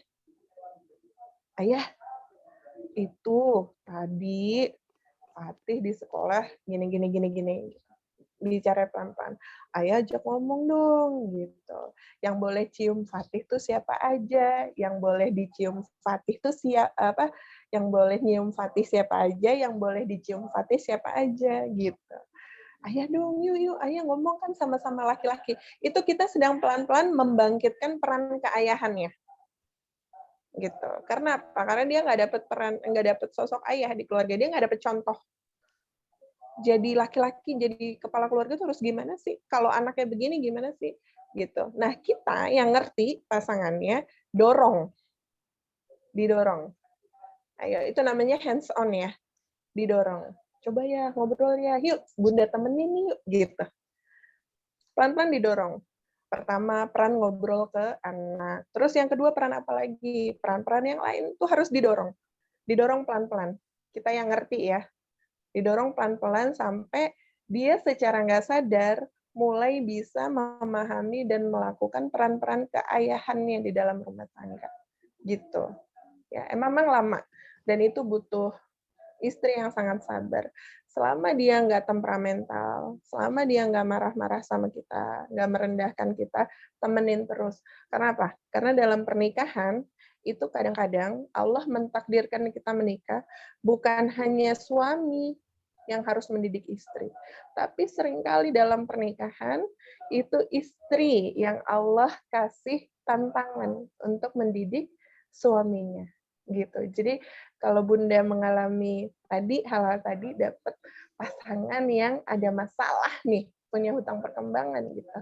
Selama masih bisa diajak bekerja sama gitu, ditemenin sampai tuntas hutang perkembangannya. Karena tadi kalau orang tua tidak bisa melunasi hutang perkembangannya dan menyembuhkan luka pengasuhannya, maka pasangannya yang harus berusaha supaya apa? Supaya hutang pengasuhan dan luka pengasuhannya ini selesai. Karena kita bicara soal generasi setelah kita. Itu yang harus kita pikirkan. Jangan sampai hutang pengasuhan dan luka pengasuhan ini terus-terusan ada, nggak dibayar, dan nggak disembuhkan, itu berdampak sama anak-anak kita dan cucu-cucu kita, dan terus cicit-cicit sampai terus ke depan. Gitu. Jadi tadi, stop di kita. Ya, stop di kita dan berikan yang terbaik buat anak-anak kita. Gitu ya. Jadi Bun, hands on. Didorong suaminya. Karena dia nggak dapat sosok. Kalau Bunda punya saudara atau kenalan yang emang fatherless, yang emang fatherness banget gitu ya, sosok keayahannya tuh kuat banget, kenalin. Biar suaminya ngobrol. Laki sama laki. Gitu. Ya mungkin dia malu kalau dinasehatin istrinya, kan ada ya suami-suami yang seperti itu. Malu dinasehatin istrinya lebih tahu, atau istrinya lebih pintar, atau istrinya lebih jago gitu. Ada yang malu. Yaitu sifat qawwamnya laki-laki itu udah fitrah dari Allah ya. Gitu. Nah, jadi kita harus cari cara nih supaya mendorong suami-suami kita punya apa? Punya peran keayahan yang sempurna. Buat siapa? Buat anak-anak kita dan buat kita juga tentunya. Gitu. Kalau suami kita peran keayahannya jalan, tugas kita sebagai ibu rumah tangga banyak terbantu. Gitu ya. Insya Allah anak-anak kita juga tumbuh dengan baik. Gitu ya. Itu yang pertama tadi kan ya. Mudah-mudahan dipahami ya, Bunda ya. Lanjutin aja sambil ini jangan lupa juga sambil minta bantuan sama Allah. Kita nggak bisa merubah suami kita, yang merubah tuh Allah. Ya, kita berusaha. Mudah-mudahan Allah melihat usaha kita sehingga suami kita jadi lebih baik. Iya, jadi gitu ya, Bunda Nurhayati, mudah-mudahan terjawab pertanyaannya. Oke, lanjut ya Kak, di kolom chat ada lagi nih satu dari Bunda Via. Assalamualaikum Mbak, bagaimana jika kita sebagai orang luar yang menyadari kasus tersebut pada seorang anak? Misalnya seorang guru yang melihat problem itu terjadi pada anak didiknya. Nah, jadi yang terjadi pada anak didik nih, Kak, kita sebagai orang luar melihat kejadian itu. Guru, pendidikan itu selalu menempatkan, ini saya pribadi ya, saya selalu menempatkan guru itu sebagai mitranya orang tua. Jadi saya selalu, kalau saya pribadi, saya meminta pendapat guru.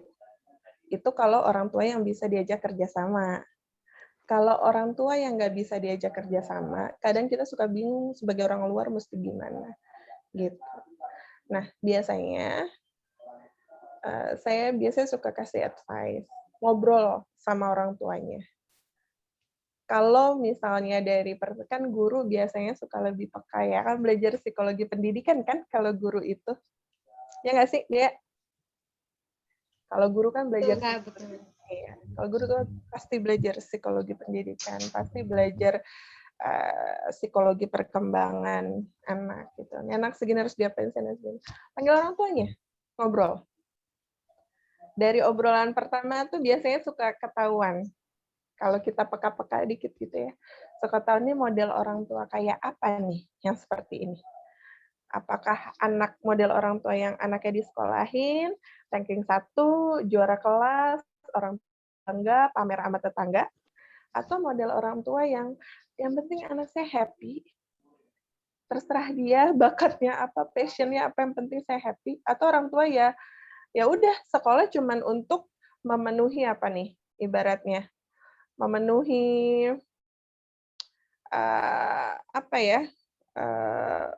cuma sekedar ya sekolah gitu. TK, SD, SMP, SMA, kuliah. Nah, cuma untuk memenuhi itu doang. Kita lihat dulu orang tua model seperti apa. Kalau orang tua yang bisa diajak kerja sama, enak. Tinggal diomongin. Tapi kayaknya kalau saya lihat dari pertanyaan ini, model orang tuanya agak susah diajak kerja sama ya. Kalau bisa diajak kerja sama, pasti nggak jadi pertanyaan itu.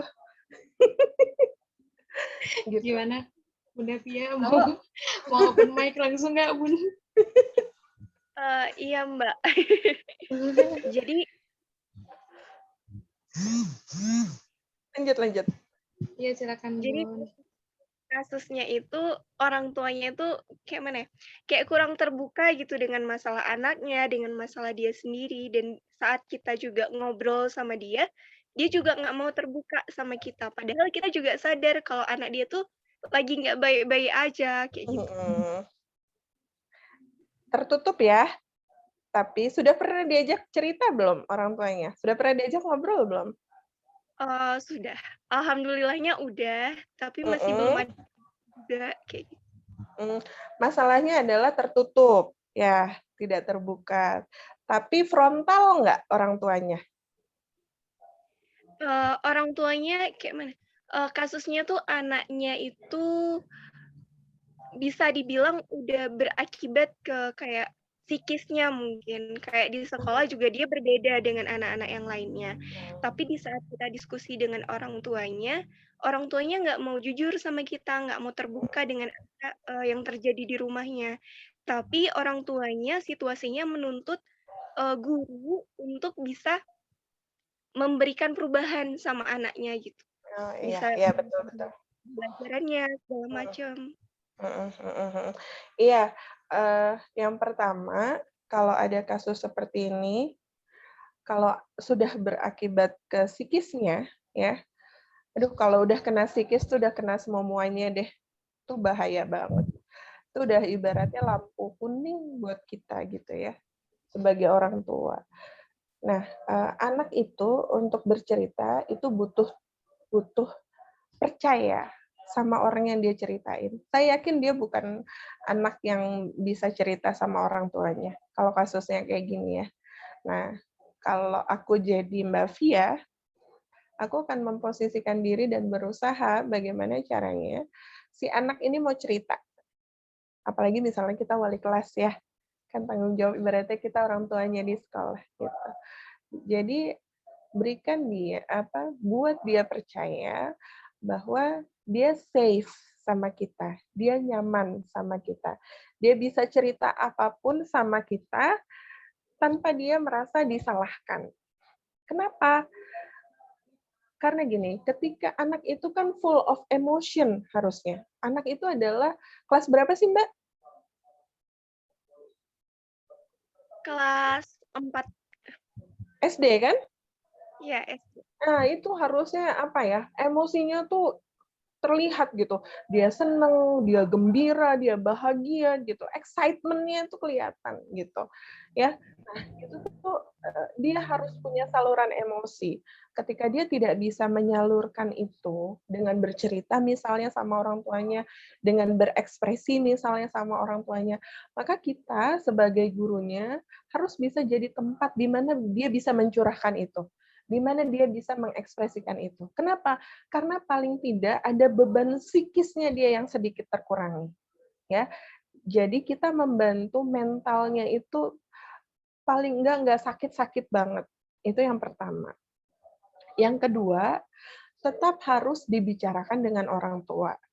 Tapi caranya, strateginya berbicara dengan orang tua itu juga harus melihat juga harus melihat model orang tuanya seperti apa gitu ya. Jadi mungkin kadang ada orang tua yang tersinggung dan segala macam, takut dibilang nggak bisa ngedidik anak dan segala macam gitu. Ada yang seperti itu. Tapi itu tadi, yang pertama berikan kepercayaan kepada anak bahwa dia safe sama kita, dia bisa berekspresi apapun sama kita gitu. Sehingga apa? Sehingga prestasinya, pertumbuhannya paling nggak terganggu-ganggu banget. Yang kedua, Mbak Via tetap harus dibicarakan dengan orang tua. Sepahit apapun nanti respon orang tuanya. Kita bicara pelan-pelan. Kita apresiasi dulu. Apresiasi dulu anaknya di sekolah punya prestasi apa aja. Contohnya misalnya, anaknya membantu merapihkan kelas. Wah, Bunda, tadi kakak hebat loh membantu merapikan kelas. Oh, ayah hebat loh, tadi anaknya membantu temannya yang sedang kesulitan. Oh, ayah, anaknya hebat loh, tadi di kelas belajarnya tenang. Jadi kita berikan berikan apresiasi terhadap si anak di depan orang tuanya. Nanti kalau udah sekian waktu berjalan, orang tuanya ngerasa seneng gitu kan, mulai terbuka. Mohon dibantu ya, ayah. Kakak ini sudah sangat berprestasi di sekolah. Mohon di rumah dibantu ya, dengan terus diberikan apresiasi gitu. Jadi orang tua nggak merasa dituntut. Gitu. Orang tua nggak merasa nggak merasa diajarin gitu. Ya, nanti tolong ya, karena kakak sudah hebat nih di sekolah. Di rumah minta tolong ya, kakak tetap diberikan apresiasi ya, gitu. Supaya dia tetap semangat, gitu.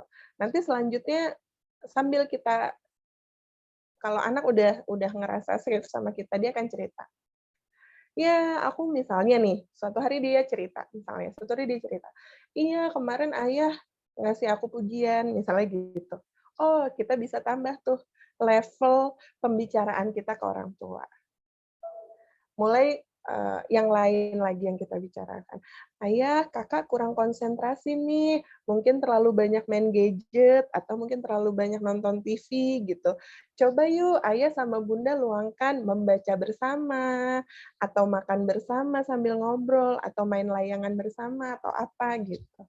Nanti mulai bisa menerima pelan-pelan, memang bertahun-tahun bunda, tapi harus dicoba buat anak-anak kita. Gitu. Nanti kalau dia naik kelas, dan belum selesai prosesnya, bisa disambung ke wali kelasnya dia yang selanjutnya, gitu. Ya, jadi memang ngomongin masalah perkembangan anak-anak kita nih suatu hal yang sangat kompleks dan rumit sekali, gitu ya. Mudah-mudahan Bunda Fia saya doain dari sini ya, anak-anaknya sehat-sehat, orang tuanya kooperatif ya, gitu. Masya Allah nih guru, pahalanya banyak. Kalau gitu ya, Bunda Fia. Mudah-mudahan terjawab dan membantu gitu ya. Jadi ada solusi untuk akhirnya mendidik anak-anaknya di sekolah seperti apa. Dan ini nih Kak, pertanyaan yang terakhir ya, karena sudah malam ya. Masya Allah seru sekali ya.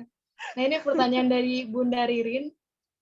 Assalamualaikum, maaf Bun izin bertanya, apakah anak yang broken home tidak bisa bahagia? Yes. Banyak yang bilang gitu, karena terlanjur sakit atau hancur, maka hidupnya juga ikut hancur. Nah, gimana tuh Kak? Apakah benar? Bahagia adalah hak semua orang. Bahagia adalah hak semua orang, termasuk anak-anak broken home. Saya anak broken home. Hancur, sebentar aja, nggak usah lama-lama. Ya, 10 tahun aja lah cukup, nggak usah lama-lama gitu. Terus saya 10 tahun, karena nyarinya ngeraba-raba gitu. Semua orang berhak bahagia, termasuk anak-anak broken home. Anak broken home itu juga ada beberapa klasifikasinya. Ada anak broken home dengan meninggalkan luka yang mendalam karena dia nggak diajak ngomong sama orang tuanya. Kenapa orang tuanya berpisah? Kemudian ketika dia ketemu ibunya ngejelekin bapaknya. Ketika ketemu bapaknya ngejelekin ibunya. Gitu. Padahal dalam Islam itu adabnya orang bercerai ada.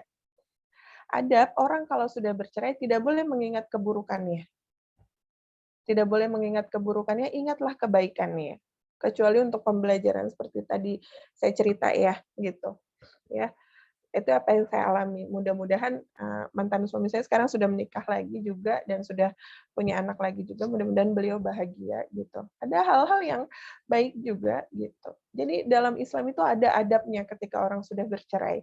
Itu tetap mengingat kebaikan. Walaupun berat, saya juga masih berusaha sampai sekarang.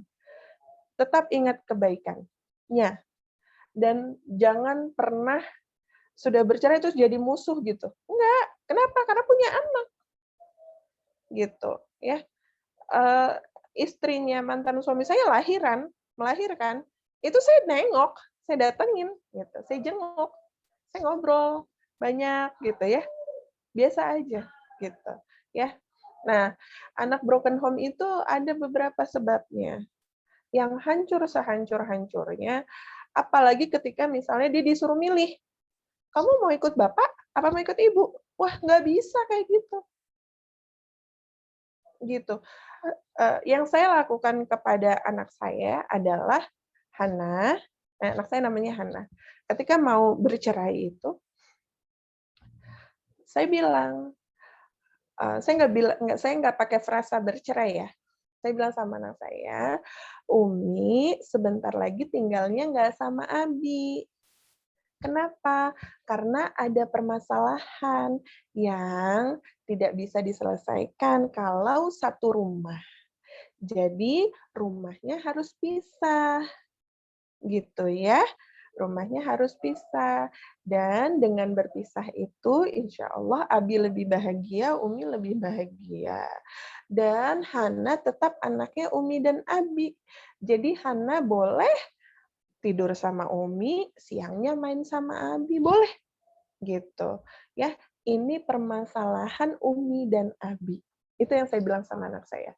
Jadi anak saya nggak pernah benci sama bapaknya, sepengetahuan saya, dan tetap sayang sama ibunya, dan dia tetap penilaian dari gurunya, karena gurunya tuh mitra saya dalam mengamati perkembangan anak saya, karena dia pasti ada sedikit masalah karena divorce orang tuanya gitu. Dia tetap jadi anak yang happy, mungkin dia tahu ya. Dia jadi anak yang happy, dia jadi anak yang sangat penyayang gitu. Dia jadi anak yang gelo kadang-kadang gitu. Ya dia biasa aja gitu. Kalau izin ke saya, Umi, aku mau ke rumah Abi gitu. Aku mau jalan-jalan sama dia, biasa aja ngomongin tentang Abinya, ngomongin tentang Umi barunya gitu. Dia biasa aja gitu. Dan dia termasuk anak yang secara akademik sangat baik di sekolah, dan sampai sekarang dia sudah tahu passion-nya apa, dia mau jadi apa, dia mau usaha apa, dia happy dengan hidupnya, dia bahagia dengan ayahnya yang baru gitu, dia bahagia dengan kehidupannya yang baru gitu. Dan dia anak broken home. Saya juga anak broken home. Jadi apa yang sudah terjadi, maafkan. Pertama di set dulu mindset-nya. Di otak semua bisa bahagia, ya, limbik sistemnya ya, semua bisa bahagia. Bahagia itu hak semua orang gitu, ya. Penderitaan itu kita yang bikin sendiri kadang-kadang gitu ya. Bahagia tuh ukuran tiap orang beda-beda, ya. Happy, semua orang berhak bahagia, ya. Sekarang dia broken home yang seperti apa? Kalau orang tuanya begitu, saling menjelekkan, kamu mau ikut siapa, bla bla bla segala macam, itu keluar sebentar, cari lingkungan yang apa, yang memotivasi dia, yang mendorong dia. Saya pas ada di fase itu gitu ya, ada di fase sama ibu saya sudah diancam, kamu mau ikut siapa gitu kan. Saya keluar sebentar, saya ketemu guru saya waktu SD, saya nangis waktu itu saya SMA kelas 1. Saya nangis, semua saya keluarin semuanya. Kata guru saya gini, kamu pada waktu tahun 2000 itu perceraian itu kan aib banget ya. Gitu. Guru saya bilang, kamu, ibu, bapak kamu boleh pisah, boleh cerai, kamu boleh dijelek-jelekin sama tetangga, tapi kamu harus buktiin kalau kamu bisa berhasil. Dari situ saya, setelah ibu bapak saya cerai itu, wow, saya tuh ranking kedua di kelas, dari bawah. Gitu. Padahal saya termasuk anak yang secara akademik nggak bermasalah. Gitu. Saya ranking 46 dari 48 siswa, kerjaan saya tuh dipanggilin nama guru BK. Ada apa ditanyain mulu gitu, sampai bosen. Pada waktu itu ada tes IQ. Ya, pada zaman itu ya. Sekarang kan udah nggak ada tes IQ tuh. Gitu. saya tes IQ saya tuh 128. Gitu. Itu nyaris jenius gitu. Tapi kenapa saya bisa ranking 46 gitu. Nah, itu pada waktu itu berkat tuh jadinya. Pada waktu itu tuh akibat dari divorce-nya orang tua saya gitu. Cuman dari situ Cuman dari situ terus saya bangun, saya ya masa sih gitu kan. Saya udah ibu bapak saya divorce gitu. Saya dicemooh sama tetangga gitu kan. Masa saya kemudian terus terpuruk gitu. Saya pribadi kemudian terus jatuh gitu. Kok begitu gitu? Jadi apa hidup saya nanti gitu. Saya bilang gitu kan.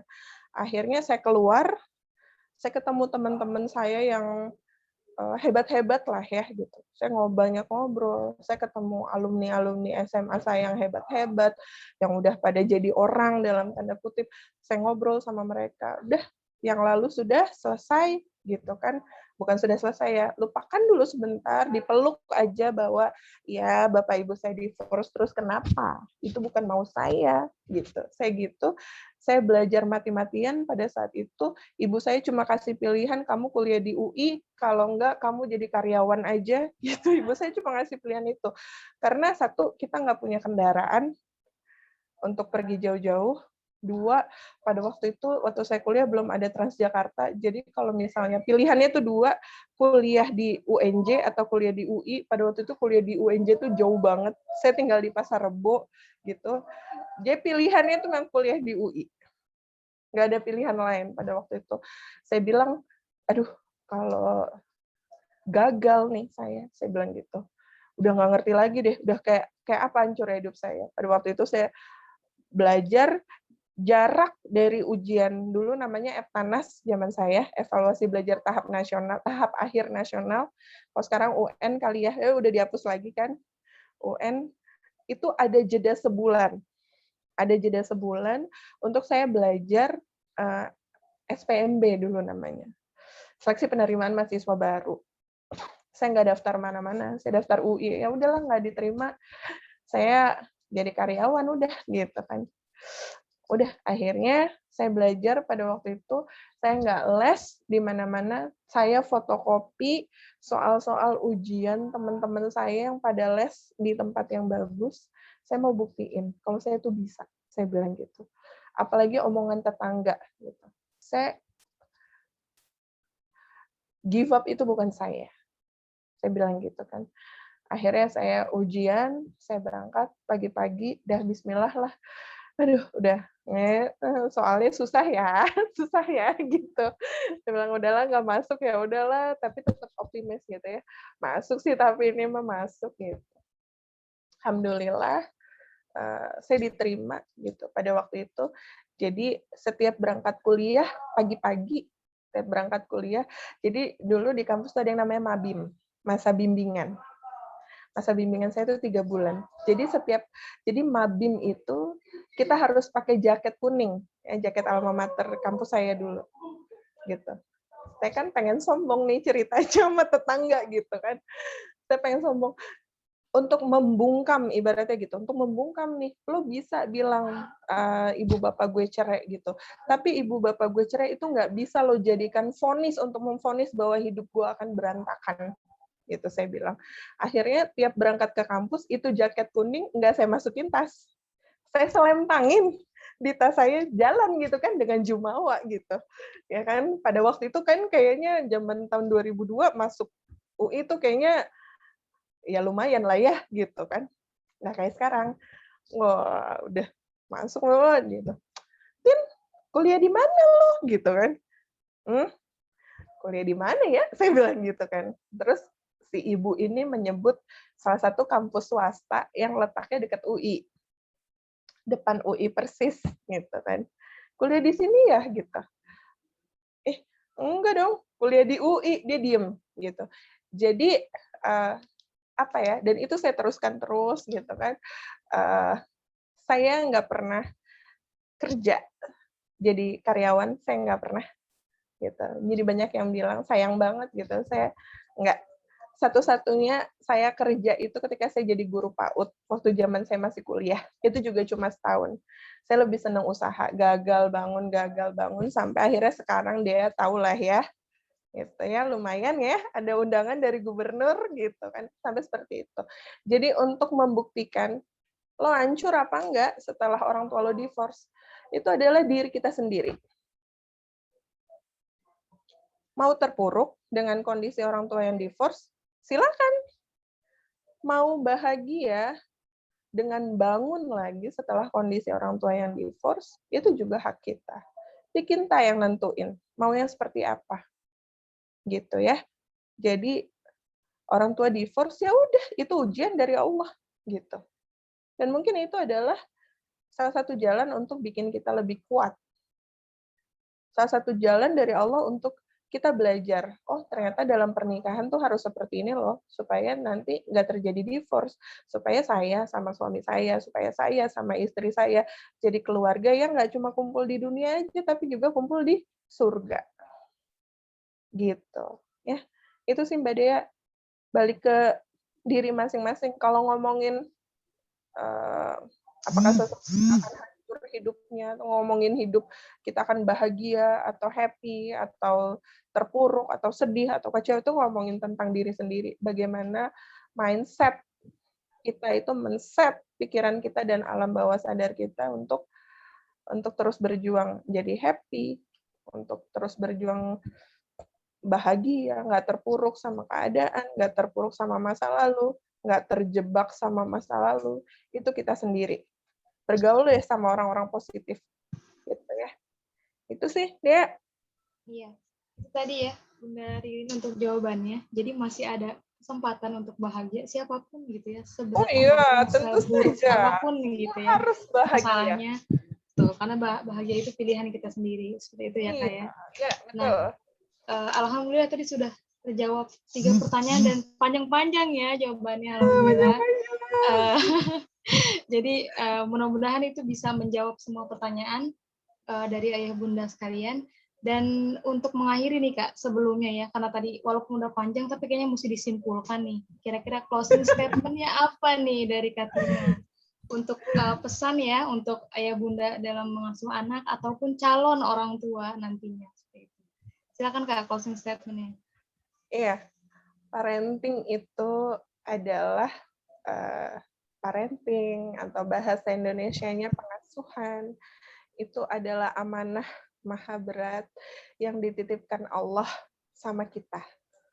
Sama kita, para orang tua, sama kita, para calon orang tua, sama kita, para pendidik. Itu adalah amanah yang maha berat. Tapi, itu berat. Tapi bisa dituntaskan. Ya, tapi bisa diselesaikan. Dengan apa? Allah kasih semua. Dengan Quran, dengan sunnah, dengan sirah, dengan berbagai macam penelitian terkini dilakukan oleh para ahli. Ya, kita tinggal belajar. Pekerjaan maha sulit, namun bisa dituntaskan dengan hati. Ya, minta sama Allah, insya Allah kita akan jadi orang tua yang hebat, yang memberikan seluruh hak-hak pengasuhan kepada anak-anak kita sehingga nggak ada utang pengasuhan, nggak ada luka pengasuhan, gitu. Sehingga anak-anak kita nanti menjadi generasi-generasi emas yang Rasulullah bilang di akhir zaman nanti ada generasi yang lebih aku cintai daripada generasi kalian, daripada generasi para sahabat, ya, sampai para sahabat cemburu. Kok bisa gitu? Karena generasi itu adalah generasi yang cinta sama aku, generasi yang mengikuti ajaranku, ya, generasi yang memperjuangkan memperjuangkan hukum-hukum Allah, kalimat Allah di muka bumi, padahal nggak pernah ketemu aku. Itu kata Rasulullah. Anak-anak kita dengan pengasuhan dari kita menjadi generasi-generasi terbaik yang akan lahir di akhir zaman nanti dan menjadi generasi yang jauh lebih dicintai oleh Rasulullah ketimbang para sahabat. Sehingga nanti itu menjadi pertanggungjawaban kita di hadapan Allah. Dan kita akan dengan bangga bilang sama Allah, ya Allah, masukkan aku ke dalam surga karena aku sudah menjalankan amanahmu, mendidik anak-anakku di dunia. Insya Allah seperti itu ya. Terima kasih semuanya, Mbak Dea. Terima kasih. Ibu-ibu, ayah, Katina. Amin, amin, amin. Tadi ya sudah diakhiri oleh closing statement dari Katina. Yuk ya Bunda, sekarang lebih kompak lagi untuk akhirnya mempersiapkan pengasuhan terbaik gitu ya Kak ya. Jadi masih ada waktu, belajar tuh nggak ada batas waktunya ya. Jadi tidak ada kata terlambat untuk belajar. Mudah-mudahan kajian malam ini bisa membooster semangat ya, bisa membooster keinginan kita untuk terus belajar gitu ya, untuk mempersiapkan pengasuhan terbaik supaya hal-hal yang jelek itu cukup berhenti di kita saja. Gitu ya Kak ya. Oke, terima kasih Kak Tina sudah bersedia untuk mengisi dialog talk pada malam ini. Untuk ayah bunda sekalian, Dea ucapkan terima kasih juga atas kehadirannya sudah menyempatkan waktu untuk pada malam ini.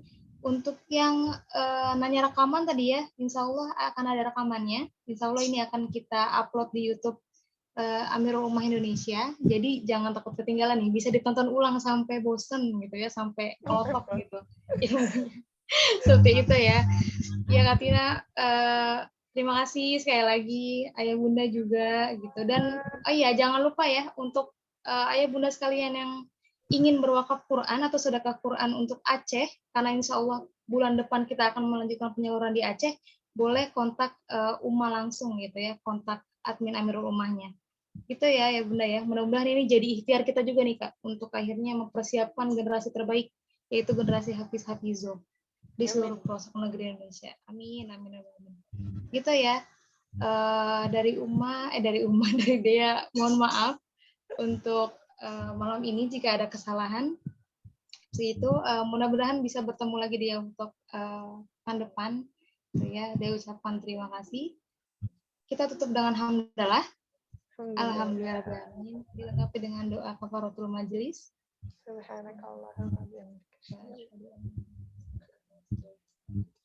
Terima kasih Kak Tina, terima kasih ya Bunda sekalian. Assalamualaikum warahmatullahi wabarakatuh. Terima kasih malam ini. Sorong 12 nih. Ya, Masya Allah Bunda Lustania. Terima kasih Bunda. Sudah standby nih untuk disorong ya, sudah jam 12 malam. Selamat beristirahat semuanya.